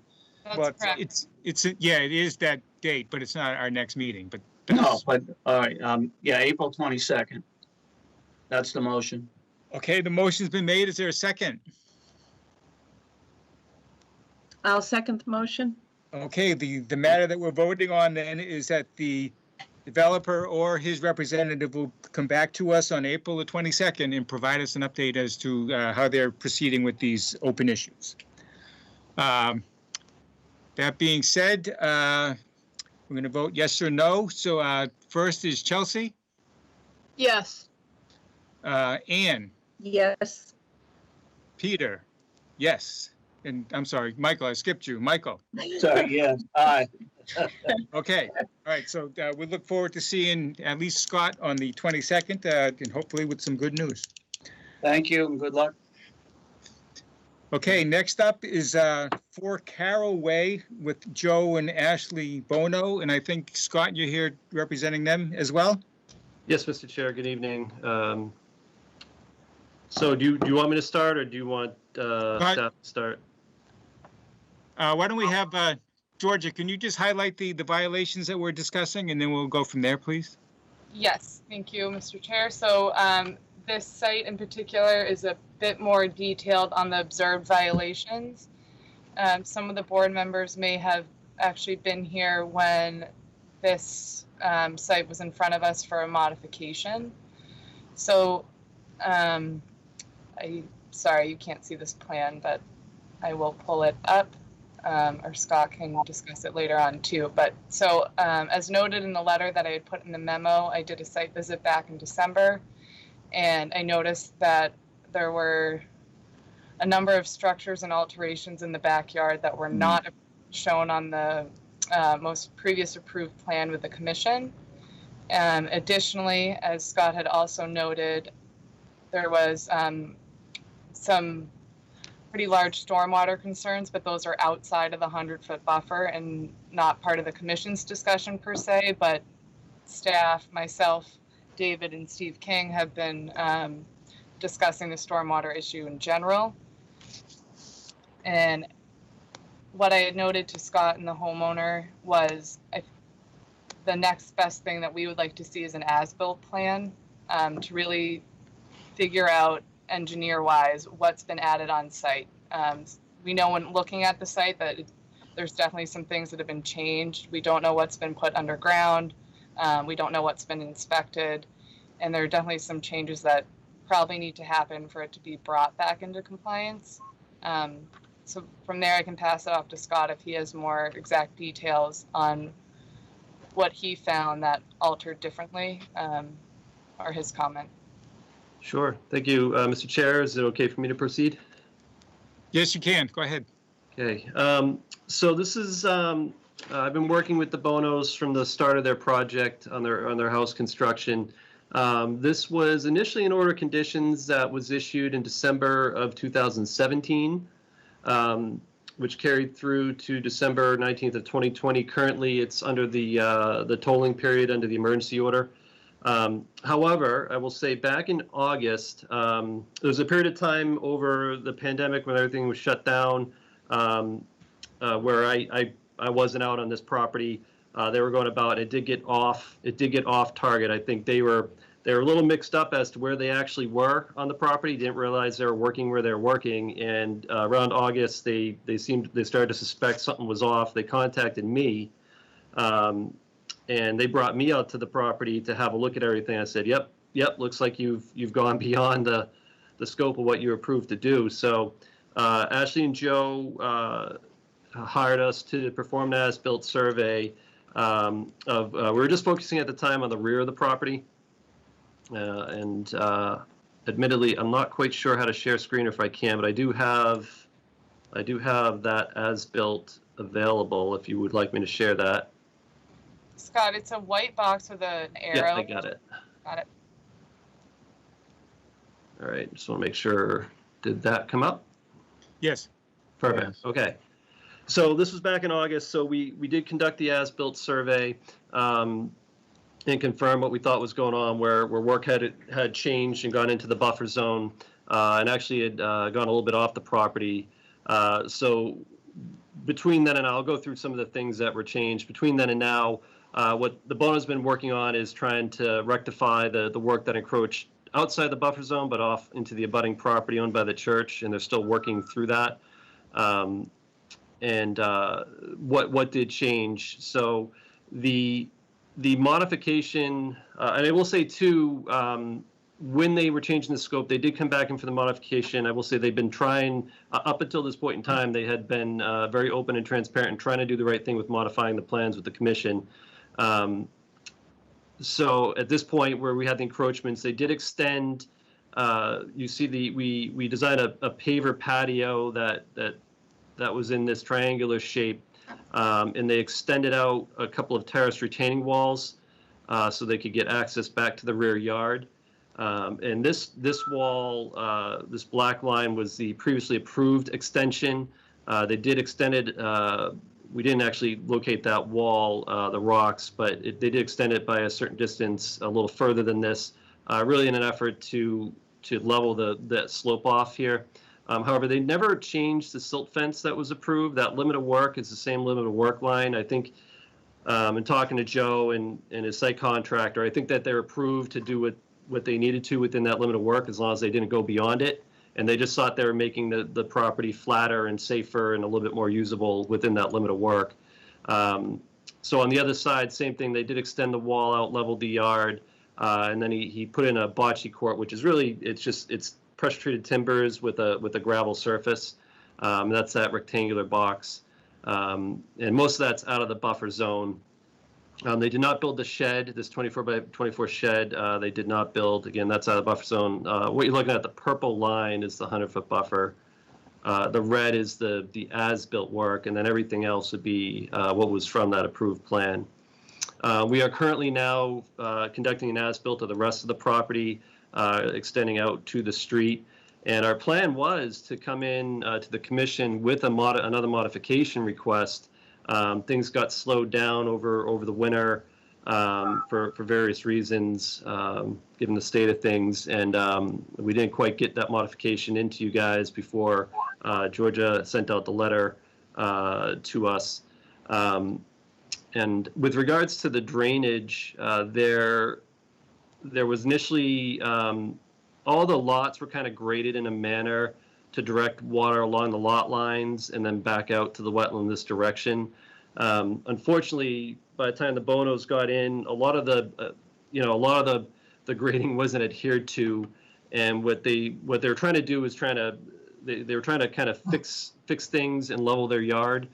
And what they did is they, instead of doing a swale, and again, this would be more, I guess, on the stormwater permit side of things, because it's outside of the buffer. But again, they put in, instead of the swale, they put in a 12-inch pipe and a dry well. They actually installed one of the dry wells that they were obligated to install went under here, and then that conveyed out again with the 12-inch pipe. Again, they lost track of where they were.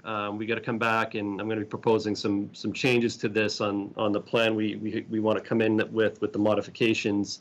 But this is just the conveyance from this low area on the abutting property across and under back out to the same spot it was designed to go to before. It was in a pipe instead of the swale. So that, you know, some of the drainage issues that are still, you know, I'm still working through the solution on that. That's what is being referred to back here, because this was a change. It wasn't the, you know, none of the proposed grading that you see here was followed by any of the lots back here. And so we're, you know, it's working fine. I think it's working fine. I've got some stuff that is off this plan that's outside the buffer that I'm going to be working on as well on another property. But those were kind of the scope of the changes. They did also move the drywalls that were supposed to be in this area in the buffer ended up going in the corner of the house here in this part of the property. So the underground retention systems were put in. They just weren't put in the same locations. So again, we did walk the site with Georgia and Steve earlier this week. They haven't done any work out there in quite a long time. It's been kind of on hold. And so, you know, they haven't been out there working. The silt fence has come down over the winter, you know, and although they haven't been working, the silt fence needs to get put back up. They're aware of that. They're going to get some folks out there to fix that now that we got a little bit of ground thaw. And I think the other thing I'll mention is we initially got all this grading approved, which went right down to 25. None of this grading work happened.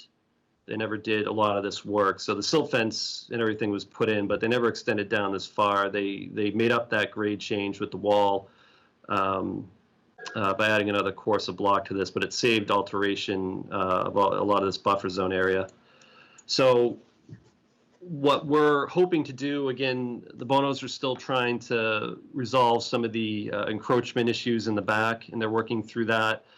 We are scheduled to complete the as-built survey for the rest of the property, and our hope is to come in with, you know, it would be kind of a partial as-built plan, but really it's a modification request to file with the commission, go through the public hearing for the modification, outlining this work, and it would show some of the things that we're talking about with respect to the drainage, where I talked about we might have to realign this if they can't work out something to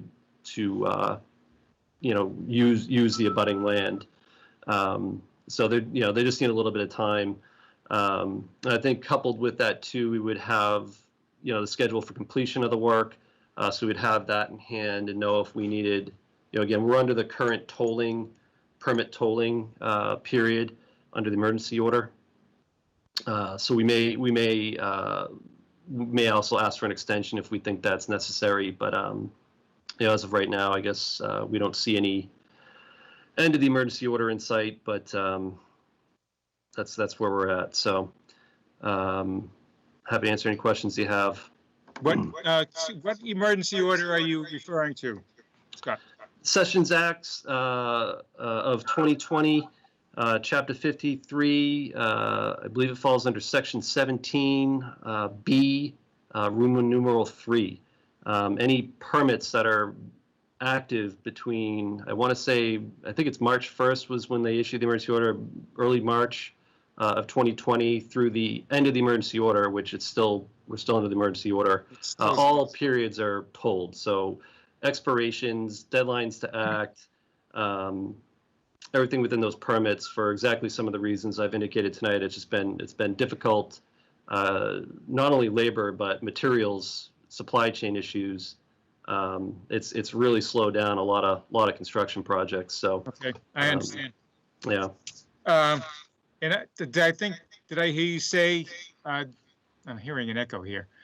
That you're planning to file a modification to the order of conditions? Yeah, my agreement with the Bonos that we got into place last August was to put together a modification. We were gearing up to come in and talk to you guys. I know this work had occurred, but they were doing that proactively, and again, you know, unfortunately, everything got put on hold over the winter, you know, the fall and winter. So, okay, you know, I'll turn it over to the members first, and then I'll come back with one more question I have if no one asks that in the meantime. So, Mike, you want to go ahead? Any questions?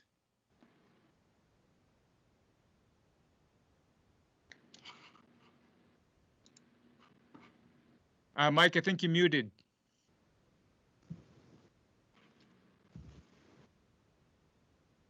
All right, I'm unmuted now, right? Yeah. Okay. Okay, good. So, can we put the drawing back up? Sure can. Yep. Yeah.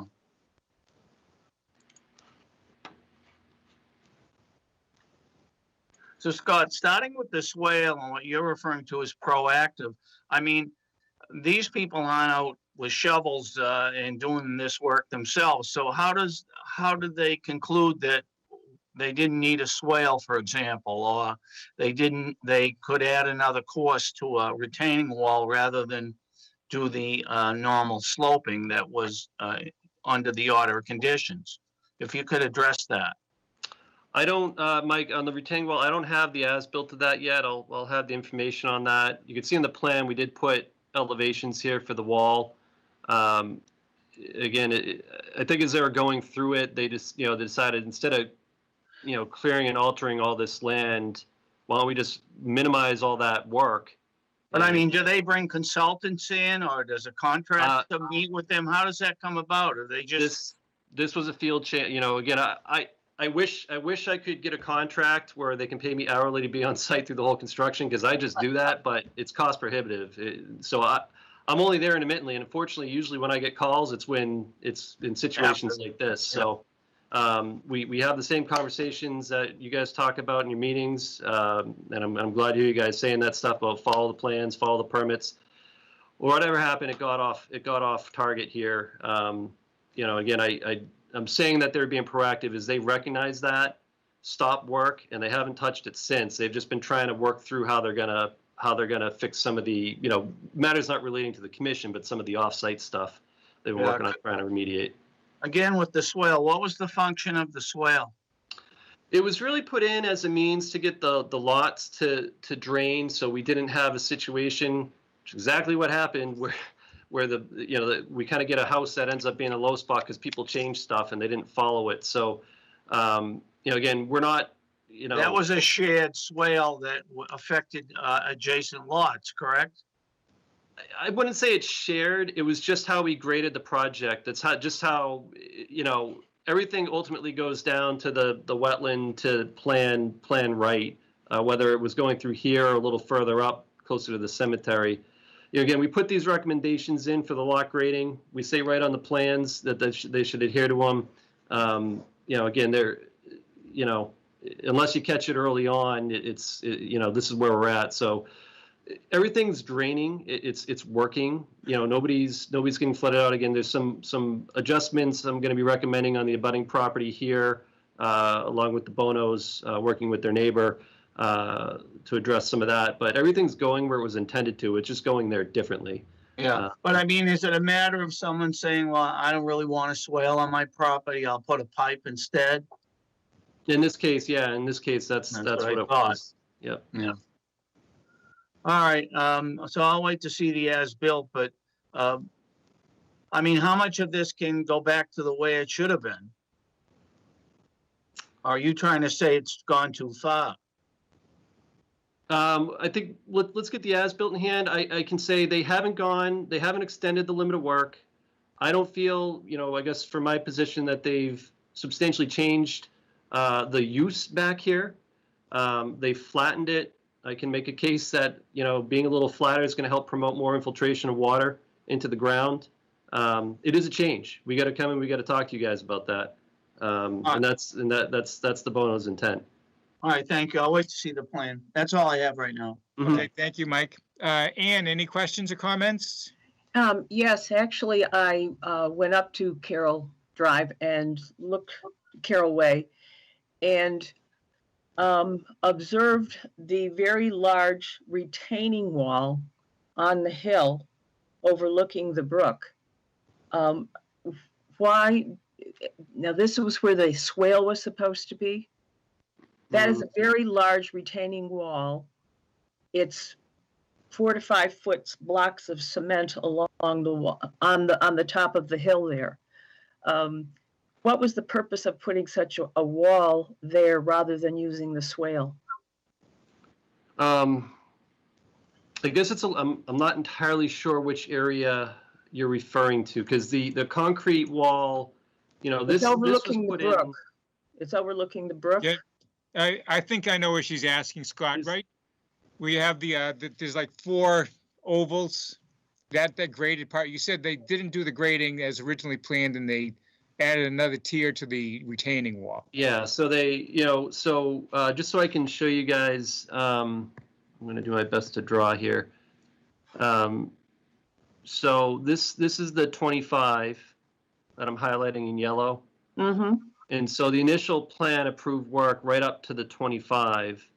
They put the silt fence in there. They didn't end up filling through this area, so they preserved more of the buffer in this area, which I look at as a benefit. There was less clearing impact closer to the wetland. This lot was... But outside of the plan, Scott. Say again? But outside of the plan. They did less work, which is a change in the plan, yes. And I'll have that reflected on the modification that become, identified as one of the changes. Okay.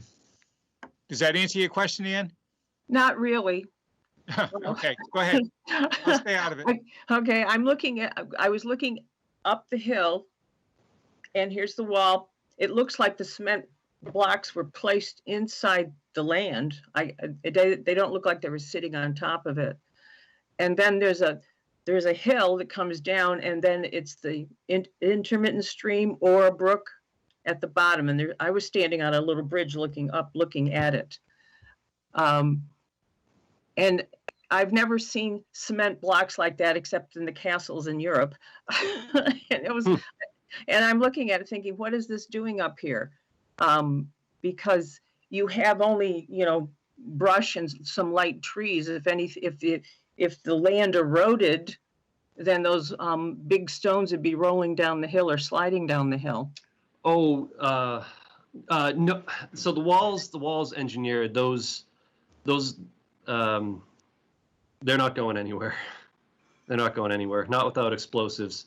They're all sitting, so those blocks are actually sitting on top of a stone, a dense graded stone base. Mm-hmm. That's all compacted. And this is instead of a swale fence? No, if I could, Mr. Chairman, if you don't mind, if I just preface, I think there's a little confusion because it's also the way I put in the memo. There's 2 retaining walls essentially. So what you see here, these circles, which are representing trees, I think, up here. Yeah, so where Scott has his yellow line, that was a retaining wall approved on this plan that you see right here, and it holds up, essentially shores the driveway. So that was something that the commission reviewed and approved. Okay. What I noted in the memo was there's this black line up at the top. Scott, if you could highlight that. You already had yellow. Okay, yes. right there. So they came back to amend their plan to make this wall section a little bit longer. From now, what Scott had indicated, and they're not showing it here, but it appears it extends even longer now. So that was one of the retaining walls I was talking about. So that section Scott's added was the unapproved. The swale with the retaining wall is up here on the top left corner, and it appeared that the wall kind of transects over into the swale. This is outside of our jurisdiction, but I think that was the confusion because there's 2 retaining walls, and I apologize for that. Okay, all right. Okay, so the cement blocks are outside the buffer zone. Is that what you're saying? No, they're in. So let me see if I can.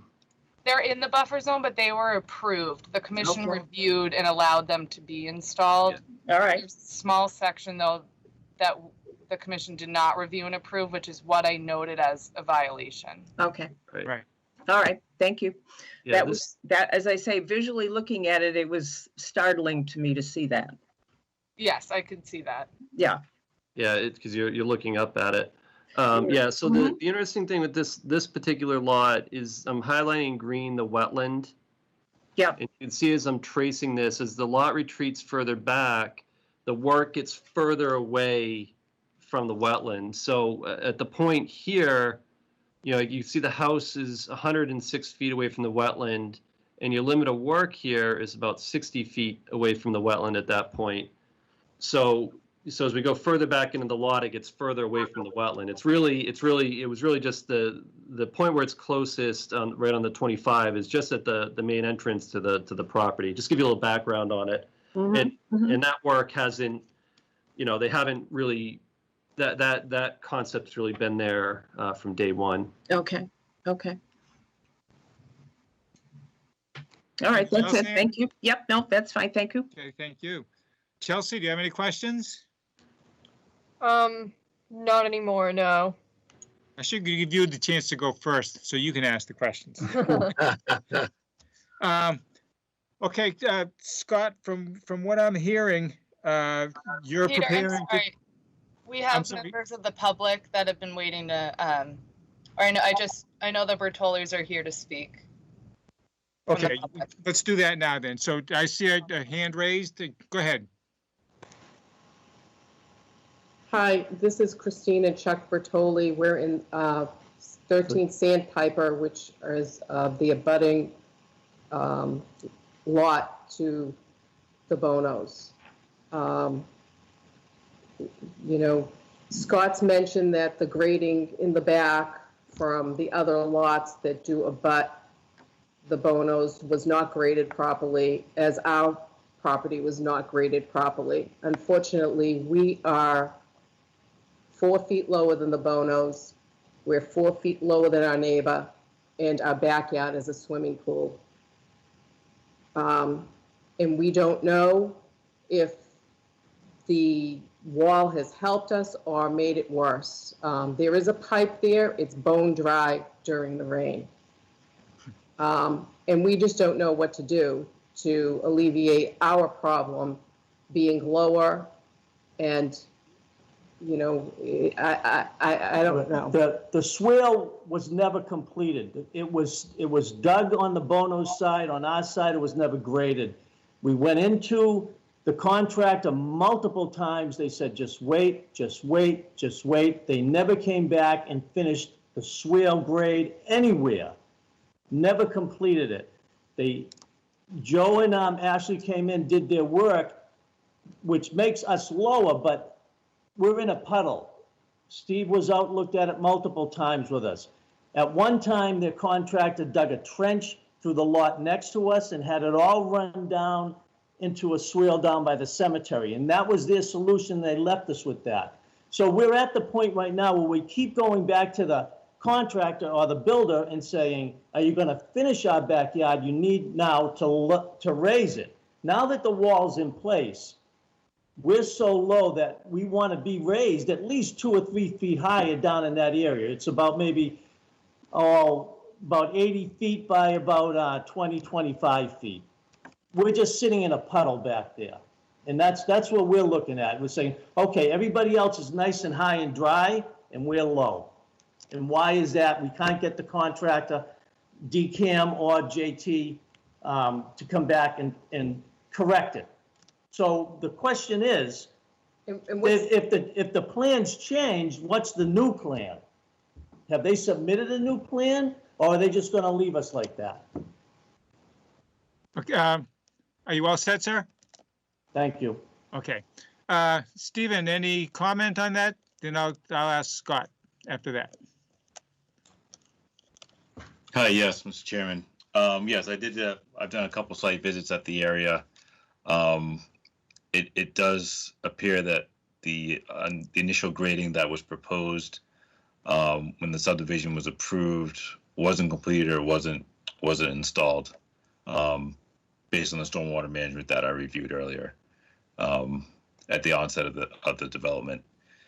At this point, we do need to have a finished as-built of what's out there, and I think Scott's alluding to at some point, once he has the plan of what's out there, being able to come up with options A, B, or C to try and remediate the situation that's out there. But there definitely an issue out there. Water is not traversing through the property as like it's supposed to be. It is getting held up on lot 9, which is 13 Sandpiper Circle. The grading obviously wasn't done according to plan to start with. Property owners do have the ability to change the grading, but overall there is an intent of what was originally designed, and they should really stick to that intent. It makes everybody's life a lot easier. And so at this point, we do, my division is obviously, inspecting, checking in on the sites more frequently, in contact with the homeowners. We're going to obviously wait to see what the as-built shows as far as land disturbance to see which direction we can go in next to try and alleviate the situation.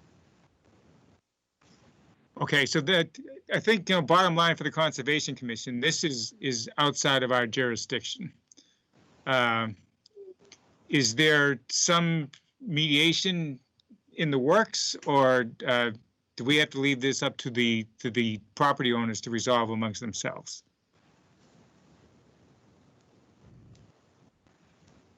Is that a question for me, Mr. Commissioner? Yes, it is. Yes. The tough question. Yeah, no, I think, and it's just my opinion, I think it can go two ways. One, obviously, they have an order of conditions that they're supposed to follow. They didn't go in line with that. There also is a stormwater issue out there as well. So they being the developer? Well, right now it's the law owners, the ones who performed all the work. So inherently, you're going to receive an as-built plan. I'm going to have to stay in contact with Warren Cameron Group and also receive a copy of that as-built plan and determine whether or not the specific lot meets the criteria of having its own individual stormwater permit. But whatever does go through, as far as if the commission determines that something needs to change on the plans to get it back into compliance, that's something that obviously engineering has to be aware about moving forward as well. Right. Yeah, but I don't think we have the jurisdiction to enforce anything there because it's outside of the 100-foot buffer. Can I just, through you, Mr. Chair, could I just make a comment? I just, yeah, go ahead, Mike. You interrupted my train of thought, so go ahead. I'm sorry about that. But Steve, just listening to Steve King I was thinking, well, this isn't something you can put on the developer if it's the individual lot owners changing the way. And I think Steve was alluding to that. If it's the individual lot owners are making changes that affect someone adversely, who's accountable for that? Yeah, so that was the question I asked. Is it the homeowners or is it someone's jurisdiction in there? So, yeah, we don't know yet. And who makes that decision? Yeah. Well, I just wanted to food for thought on that as we go forward. Yeah. Mr. Chair. Go ahead, Scott.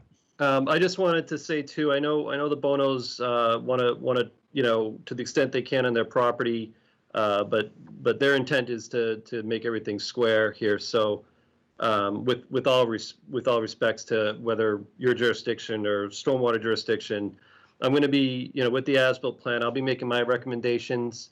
I'll be keeping in touch with Steve on that with regards to stormwater and the lot work. And then once I think, engineering, Steve and I are in sync on the remedy here, logistically, as far as what the Bonos or the Patolis or other owners, agree to out there, I don't know if I'll be involved with that or not, probably to some extent, happy to sit in and once I understand what's going on. But, I don't know if I want to burden the commission or town staff with resolving this if we can figure that out on our own. But as far as next steps, we're doing the as-built. I'm going to put together a recommendation on what they should do to rectify everything we're talking about tonight. And then we come back in before you to go through that. The other piece immediately, the Bonos are aware, and we'll be bringing somebody out to repair the silt fence. That's down on the lot. Make sure that at least is intact while we're kind of working through this. and looking to get things stabilized to the extent they possibly can on the property. So there's kind of that immediate work's going to happen, and then we're going to be working through these other items over the next, I'd say month or so. Okay, all set then, Scott? Yep. Let's see another, there's someone else in the public that would like to ask a question or a comment? The hand disappeared. Okay, so I think from what I heard, Scott, you were planning to come back to us with a modification to the plan? Correct. And again, the delay is there. The Bonos are trying to work through the encroachment out back, which has nothing to do with conservation. They're really just trying to resolve that with the landowner at back. So I'm not sure what the timetable is on that. We're going to move forward with these other items independent of that. So that's really another whole thing that's been kind of the holdup over the last few months since we started, since they brought us back in to work on this modification. All right, so I'm a little confused. So what's your next step? You're going to come to us with an as-built plan? Yes. Or? Yep. We're going to. My next step is to get the as-built. I need to do some calculations in engineering, and I want to go to Steve with the engineering piece and the stormwater, and go over that with him. Make sure he's satisfied, or I've addressed any of his questions or concerns. I know Steve, Georgia, rest of the staff. They're copied on all this correspondence usually when it goes in. And then I think, only for the sake of, I don't want to waste the commission's time coming in with something that Steve's not satisfied with, because then we're changing it and we're wasting everybody's time. So I think once we're on the same page, I'd like to come in with that modification proposal, try to make best use of everybody's time. Again, what's your timing on that? We should have the as-built. I should be able to get the as-built and the plan work done in about a month. So it is the 11th, so early April. And then, as soon as that's done, I'll get that out to staff, and, staff is pretty responsive. So I don't think it'll take too long. I can't speak to your schedule, guys, but you're usually pretty quick. So is April 22nd feasible? We seem to be going towards that date, huh? Well, just get your bang for your buck. Yeah, that seems to make sense. Okay, so I think, are you all set, Scott? Yep. Okay, now let me just, I'm just going to give the Bonos a chance to speak. I mean, they've been sitting here patiently. If there's anything they want to add, now is your chance.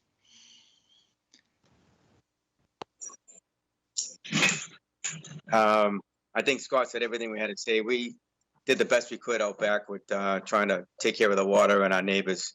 And we have some videos to prove everything that we've done back there. So I think once we all meet, I think we'll come to a resolution on our behalf. And maybe the neighbors may have another concern with the developer or someone else. But I think that we're pretty much covered on our side as far as making sure our neighbors are satisfied. So trying to do the best we can there. We want to raise our family there and, live a good life like everybody else. Okay, you just keeping in mind that, there are conditions that we have to work within. Okay, that being said, I think we'd like to have a vote by the commission as to Scott coming back with an as-built plan by April 22nd. So if someone could make that motion, we'll go from there. I'll make a motion that with regards to the violation on Fort Carroll Way, that we continue this matter to allow Scott Cameron to come back with an as-built plan on our meeting on April 22nd. Okay, well said. Motion's been made. Is there a second? I'll second. Okay, all in favor. Chelsea? Aye. Ann? Yes. Michael? Aye. Peter? Yes. Okay, thank you, folks. So we'll see you on April 22nd. Thanks, everyone. Have a great evening. Thank you. Have a nice night. Thank you. All right, last one. 6 Carroll Way. Brendan Malloy, I presume, is the homeowner. Georgia, if you could just give us a quick overview of the violations that we're here to discuss. Yes, thank you, Please. Mr. Chairman. I've also spoken with the homeowner. He's been willing and compliant thus forward. And he can go into detail about some of the issues that happened. But when I was visiting the subdivision and I was on lot 14, I looked over the way and saw Mr. Malloy's lot, which is the first lot on the cul-de-sac of Carroll Way. And I noticed a fence had been put up that I did not see on the final approved plan. And it appears some landscaping, some leaves had been blown out to kind of create a play area, essentially. And if you saw in the memo, there was also a handmade rock stream. I really don't know what to call it. It's kind of a beautification. It looked like Mr. Malloy was trying to channelize the water that was continually coming out of the detention basin that we had talked about earlier in the subdivision, where there's cattails and the aerators. So it's right next to Mr. Malloy's lot, and water coming from that. He had kind of redirected that. So when I talked to Mr. Malloy, I kind of said, we'd like you to come in front of the commission, talk about the minor violations we found, and also, again, kind of the same conversation, provide an as-built so we can really figure out what was approved versus what's been built. And I think that was about it, Peter. Okay, so it sounds like we're looking for an as-built. Is this order of conditions still open on this lot? So this one is expired, and it's not subject to the tolling or the permitting extension that Scott had noted. So the order of conditions is expired, but there's no certificate of compliance? There's no certificate of compliance, and I've also talked to the homeowner, and he has indicated that when the as-built is made for the commission to scope out the changes, he also intends on using that as-built to come back and close out the permit. Okay, and request a certificate of compliance. But if work's been done that wasn't within the order of conditions, do they need to do another NOI to get that approved? Well, so I think the first step, the best first step is to figure out what the alterations were and how severe they were. So it would be similar if he came in requesting a certificate of compliance right now, and I hadn't known about the legal fence, and you got the as-built plan, it showed a fence that was never approved. You would review it in the same scope. Would you want him to remove it and then issue a closeout, or close it out and memorialize the fence? Does that make sense? Yes. So in essence, we want them to come back with an as-built plan, and we're gonna vote on whether to approve giving them a certificate of compliance or ask for changes. Essentially, yes. Once we have the as-built, we could figure out, it's up to the applicant too, which kind of steps they want to take, but the as-built will help us scope out the severity of the alterations. Okay. That being said, I know Mike is chomping at the bit here, so I'm going to turn it over to you guys for questions or comments. So, yeah, well, these last few matters, we're talking about coming in with as-builts. So are we, we're requesting the owner to have some plan drawn up, an as-built plan, and come back. And we then saying we're looking to approve the as-built. What happens if they come in with the as-built, but we don't? But we want, for example, the fence removed, or we want that natural area restored? Then we would not be approving the as-built, correct? No. So I guess this is where we kind of get to on the violation situation. But from a staff standpoint, I think if I'm able to look at the as-built, and even Steve or David, and really, it's going to be obvious the first look if it's really just the fence has been the alteration, but I can't tell what the grading and everything was. Okay, so that's what I'm getting at, Georgia. You went out there, you saw the vinyl fence, I think you called it, and the wall, but you can see that clearly. But is there something? What is it that you need to see an as-built on? Well, I'd like to see how close the fence is to the wetland resource area, which is not something I could do on site, and find that exact line. And I want to see if the house was built as it was originally approved. Oh. So the whole structure could have changed.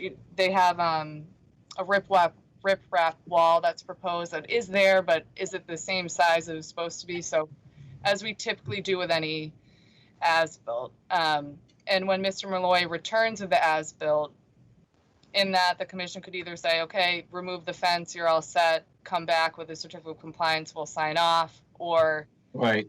do this. Which maybe we would. Well, Yeah. will the as-built note the changes, note the differences so that we'll actually, from looking at the plan, know what's different?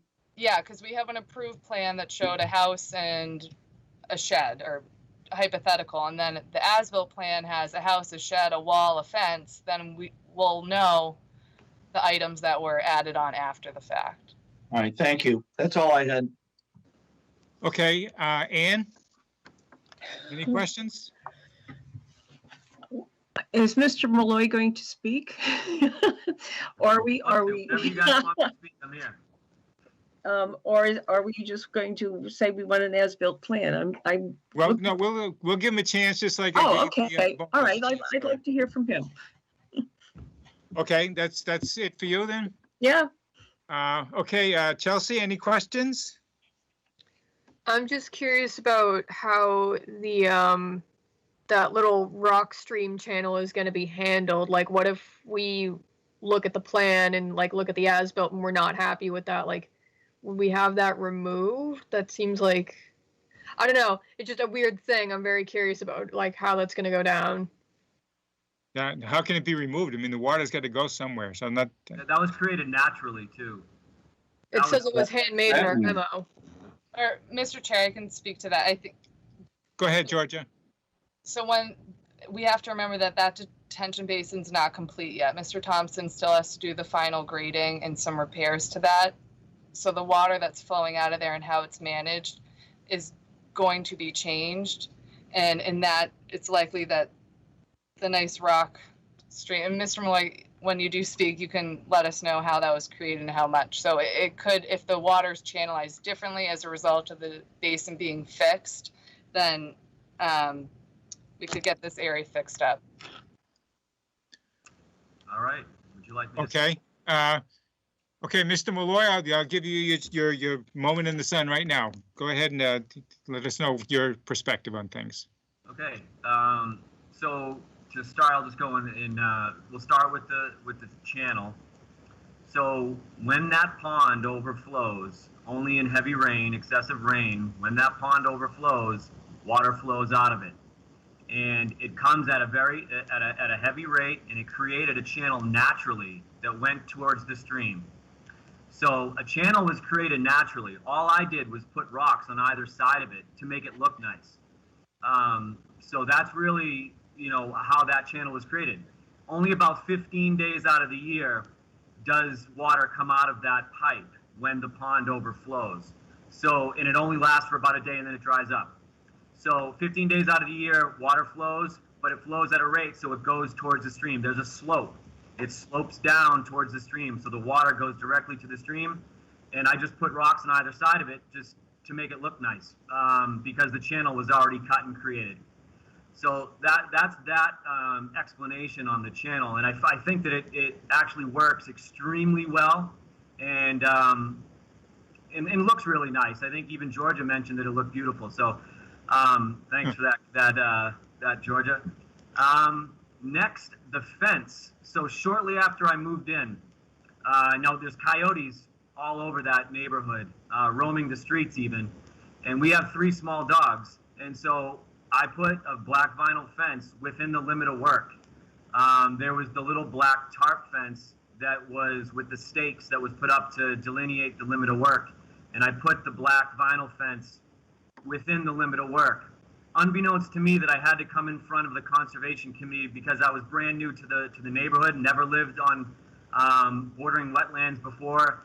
Thanks to Georgia, I'm well aware of the processes now. She's educated me greatly on it, and I thank her for that. She's been wonderful to work with. So, yeah, that fence is within the limit of work, and it just, I think what the confusion was, on the original pre-construction site plan, the boulder wall that is to the left of my house, it was a sloping boulder wall. That's what was on the plan, and it went actually up into the limit of work. I actually have a great Photoshop thing. I won't show it to you because I'm not an engineer, but I did a mock-up of the site plan that I think you guys would have found to be helpful. But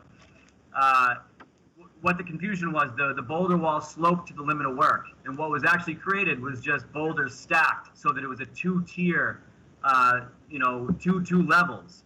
So next to my house is just the upper level, and then there's a lower level. And so that's that lower level is within the limit of work. So that's why I put the fence within there. And it just, my whole backyard is a slope. If you've ever been there, you'd see what I mean. It's a sloping backyard, and so the only level flat part is in that lower part. So that's why I put a swing set down there. But I think it's a great use of the land, and the fence obviously does a great job of keeping the coyotes out. And then lastly, the blowing of the leaves. That was obviously an error in judgment. My father-in-law came up for the weekend and lives in Charlestown. He had pandemic boredom middle of the summer and asked if he could rake that out so the girls could have, I have 2 daughters, could have a little bit of, area to play. I said yes. Obviously, that will never happen again. I'm very sorry about that. But the leaves were just blown and raked so that that's why it looks different, and that's why Georgia noticed that. So obviously, never again will we do any work back there, and we'll remain completely undisturbed from this point forward. So my apologies. And from day one, there's been drainage issues, but I've solved them. And that pond, I was given that pond that has 4 feet of water that is just stagnant, and so it's just so that it wasn't a mosquito breeding ground. I put aerators in there, and you never once have I come before you to complain. I just, I kind of dealt with the cards I had and tried to make the best of it. So whatever I can do to be compliant, I'm going to. I've already engaged Moore and Cameron, and they're going to do the as-built plan. So I'm working with Annie Raftery on that. So hopefully I'll get that done real fast, and I can come back to you guys and show it to you. So thank you. Okay, thank you. Questions from the public? I see that Matt Duggan has his hand up. So Matt, go ahead. Thank you, Mr. Chairman. Matthew Duggan, Town Meeting Member, Precinct 1. So earlier in this meeting, I mentioned the significant amount of runoff from this development, this subdivision, into the adjacent property of the Clark Farm. So it appears from what I'm seeing now in Google Earth, it looks like that retention pond could be potentially part of the problem. So is that retention pond, who owns that? That's on my property, Matt. And that retention pond, when it only about 15 days out of the year during excessive rain do you see the discharge, the overflow from that. But it is a strong overflow that that's why it cut a channel directly to that intermittent stream. Yeah. Because of the strong flow. But it only lasts for about a day until the water level goes down in the pond. But the pond being 4 feet of water, or 3 to 4 feet, when you get heavy rain, that thing that spills out pretty quick. But it lasts about a day, and it's from living there a couple of years now, it seems like it's about 15 days out of the year that we have that real excessive rain that causes it to overflow. Right. So Mr. Chairman, is that retention pond in the purview of the commission? I believe so. I think the developer is committed to come back to us and give us an update as to what the progress is on that. All right. Well, is it designed correctly? I know 4 feet sounds like a lot, but I look at it, it doesn't look that large to me. What was the criteria? Is there like a metric that has to be met, like in terms of like 100-year storm or something like that? I mean, 15 days out of the year, that's kind of a frequent overflow. Exactly, but I think it's not finished yet.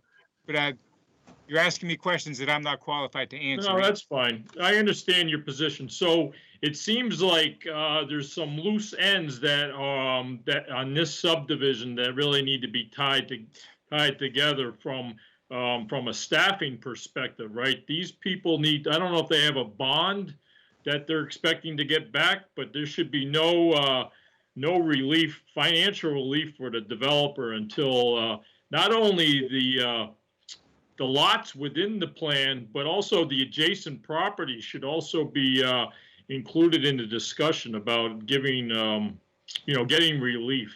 Because, this is something that's going to be there forever, right? And I'm concerned about this retention pond. It doesn't seem to be, I don't know if it's not maintained correctly, it's not designed correctly, but it just seems like it's not really doing the job that it was intended to do. So Yeah, that's all I have. Thank you. I don't think it's finished, but Steve, you want to comment? Yes, just a few quick things, just to kind of clarify. So that detention pond is part of the easement eventually when the road is ever accepted by the town. So that would be a town and Danvers responsibility. We also have reviewed that detention pond as part of the stormwater management calculations, and once it is complete, it should operate the way it was designed. It's definitely not designed. It's not installed to the final product yet. So that's another item that my division will be working with the developer on to make sure that's installed correctly, or finalized correctly, I should say. Okay, thank you, Steve. That being said, I'm going to go back to Mr. Malloy. Are you working with the Cameron Group? I think I heard you mention. Yeah. And is your as-built plan, is that imminent? Yeah, I would hope. Annie told me that now that the weather's good, she would expect, imminently. And I've been stressing I would like to get it done as soon as possible. So, yeah, contract is signed, check is paid, everything is good. They're retained. So I'm hopeful, and I'll follow up with her to try to get it done as quick as possible. I don't want to have any delays. Okay, April 22nd, can you work with that date? Is that within the realm of possibilities? I mean, I would like to do it sooner than that if I was the one drawing the plans. I think April 22nd should be fine, Scott. Oh, there he is. You tell me, here. Scott. I'm not committing to anything before that. That's a month away. Okay. April 22nd will be the earliest. We'll try to do it all together. All right, good. Very That's what good. I was thinking. Okay. So if someone will make a motion that 6 Carroll Way comes back with an as-built plan for April 22nd, and we'll get on with that. I'll move that we continue the 6 Carroll Way violation discussion out to April 22nd to allow Lauren Cameron to come in with an as-built plan on behalf of the applicant. That's it. Okay, thank you, Mike. Is there a second? I'll second that. Okay, all in favor? Chelsea? Aye. Ann? Aye. Michael? Aye. Peter? Yes. Okay, so I think we have kind of hammered things down on that a bit. Just one suggestion for the group. There's a lot going on in this area, and just a small area. I personally think it would be beneficial for us to get out there and see the land and not just be relying on drawings. Yeah. And if other members of the board are in agreement, I think we should try to arrange sometime when we get out there, preferably before April 22nd. Or the 22nd. That should be pretty good. It won't be raining, will it? It's April. I walked around. All the better. All right, so do we have a consensus, Mike and Chelsea? You think that's a good idea? I do. Personally, I think it's worthwhile. That was why when I went and, saw the well, I was like, oh. So when you see how the properties are set and you hear these problems, you have a better sense of what's going on. Right.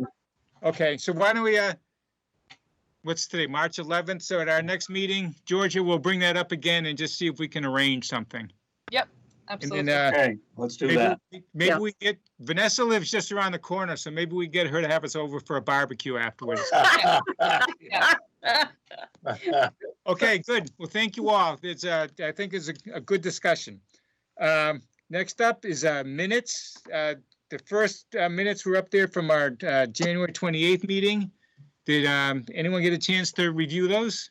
Yeah, I reviewed the January 28th minutes, and they were fine except one maybe typo on the second page, the third paragraph. fourth line down, it refers to, a couple times actually, menial high water. I think they mean mean high water. And just that correction, it appears two different times in that paragraph. Other than that, I thought they were accurate. Okay, good. I read both. I saw sets that of too, but I minutes. skimmed right over. Go ahead, Dan. I read both sets of minutes. I didn't have any changes that I observed. Okay, Chelsea, any comments? No comments. Okay, so we'll vote on these one at a time. So someone make a motion that we approve the 128 minutes. I'll move that we approve the 128, 2021 minutes of our meeting. Motion made, is a second? I second it. All in favor? Chelsea? Aye. Ann? Aye. Michael? Aye. Peter? Yes. Okay, the minutes for February the 11th. Someone make a motion that we approve, please? I'll make a motion that we approve the minutes for January 11th. Is it January or February? February. Did I say February, January? sorry, I don't have it in front of me. February 11th for the Conservation Commission in 2021. Okay, motion's been made. Is there a second? I'll second. All in favor? Chelsea? Aye. Ann? Yes. Michael? Aye. And Peter? Yes. Okay, under new business, there's no old business, right, Georgia, before I go on to new business? No old business. Okay, for new business, we need an emergency order ratification. Along the rail trail, there's been a culvert collapse between Pickering and Holton Street. I think Steve King is here to discuss this. I told Steve he could stick around, so I'm not sure if he wants to be put on the spot. I'll get started with a little bit. So just for reference, Peter had said it's on the failed culvert is within the rail trail right of way. So we have Pickering Street up here, Holton Street down here, Town Hall is over here, just to get reference. I think Ann actually lives close to this area too. Yes. I think this is your neighborhood. Yes. So they've been working on it. Yeah. Exactly. So if anyone's walked by, they've probably seen the work. It's a large job. It's definitely an emergency. I had said to Peter, this fits textbook definition of emergency under the act.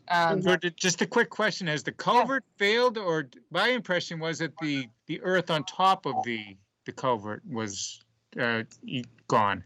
So it's a dual combination, and Right. Steve can give more of a technical answer. So it looked like the stone dust surfacing had failed and caved in on itself, but then underneath the actual corrugated metal culvert, imagine it as a C, and it's now slowly getting smushed flat. So it didn't completely fail, but it was very well close to doing So is it compromised? If we would have a heavy rain right now, would that not allow all the water to pass through? So right now the waters, they've already stabilized the site and they're bringing materials to replace. So they're doing what we call water bypass, very similar to what they'll be doing with the sewer project that we talked about earlier.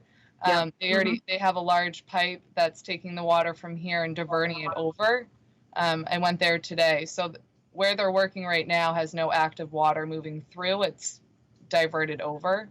And they'll get the work needs to be done within 30 days per the commission's emergency permit. So I issued it on Wednesday, and they're aimed to be done within 3 weeks, so before that 30 days. Okay, so this emergency permit, what exactly does that entail?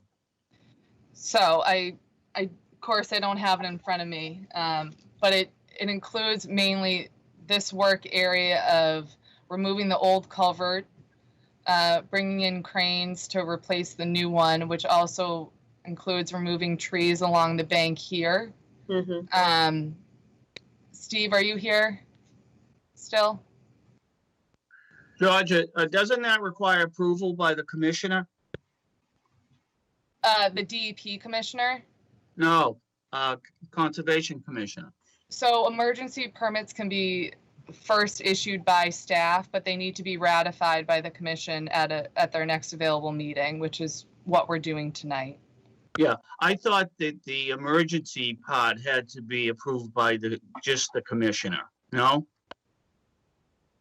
Not that I'm aware of, and David can jump in, but from Commissioner, you mean You. myself, Chairman? Well, I had to do that once. yeah, That's it's why. oh, sorry. Yeah, it's the commissioner or the staff, the appointed staff. Yeah, okay, thank you. All right, so basically what you're asking is that we approve your emergency order. Right. Correct. Yeah.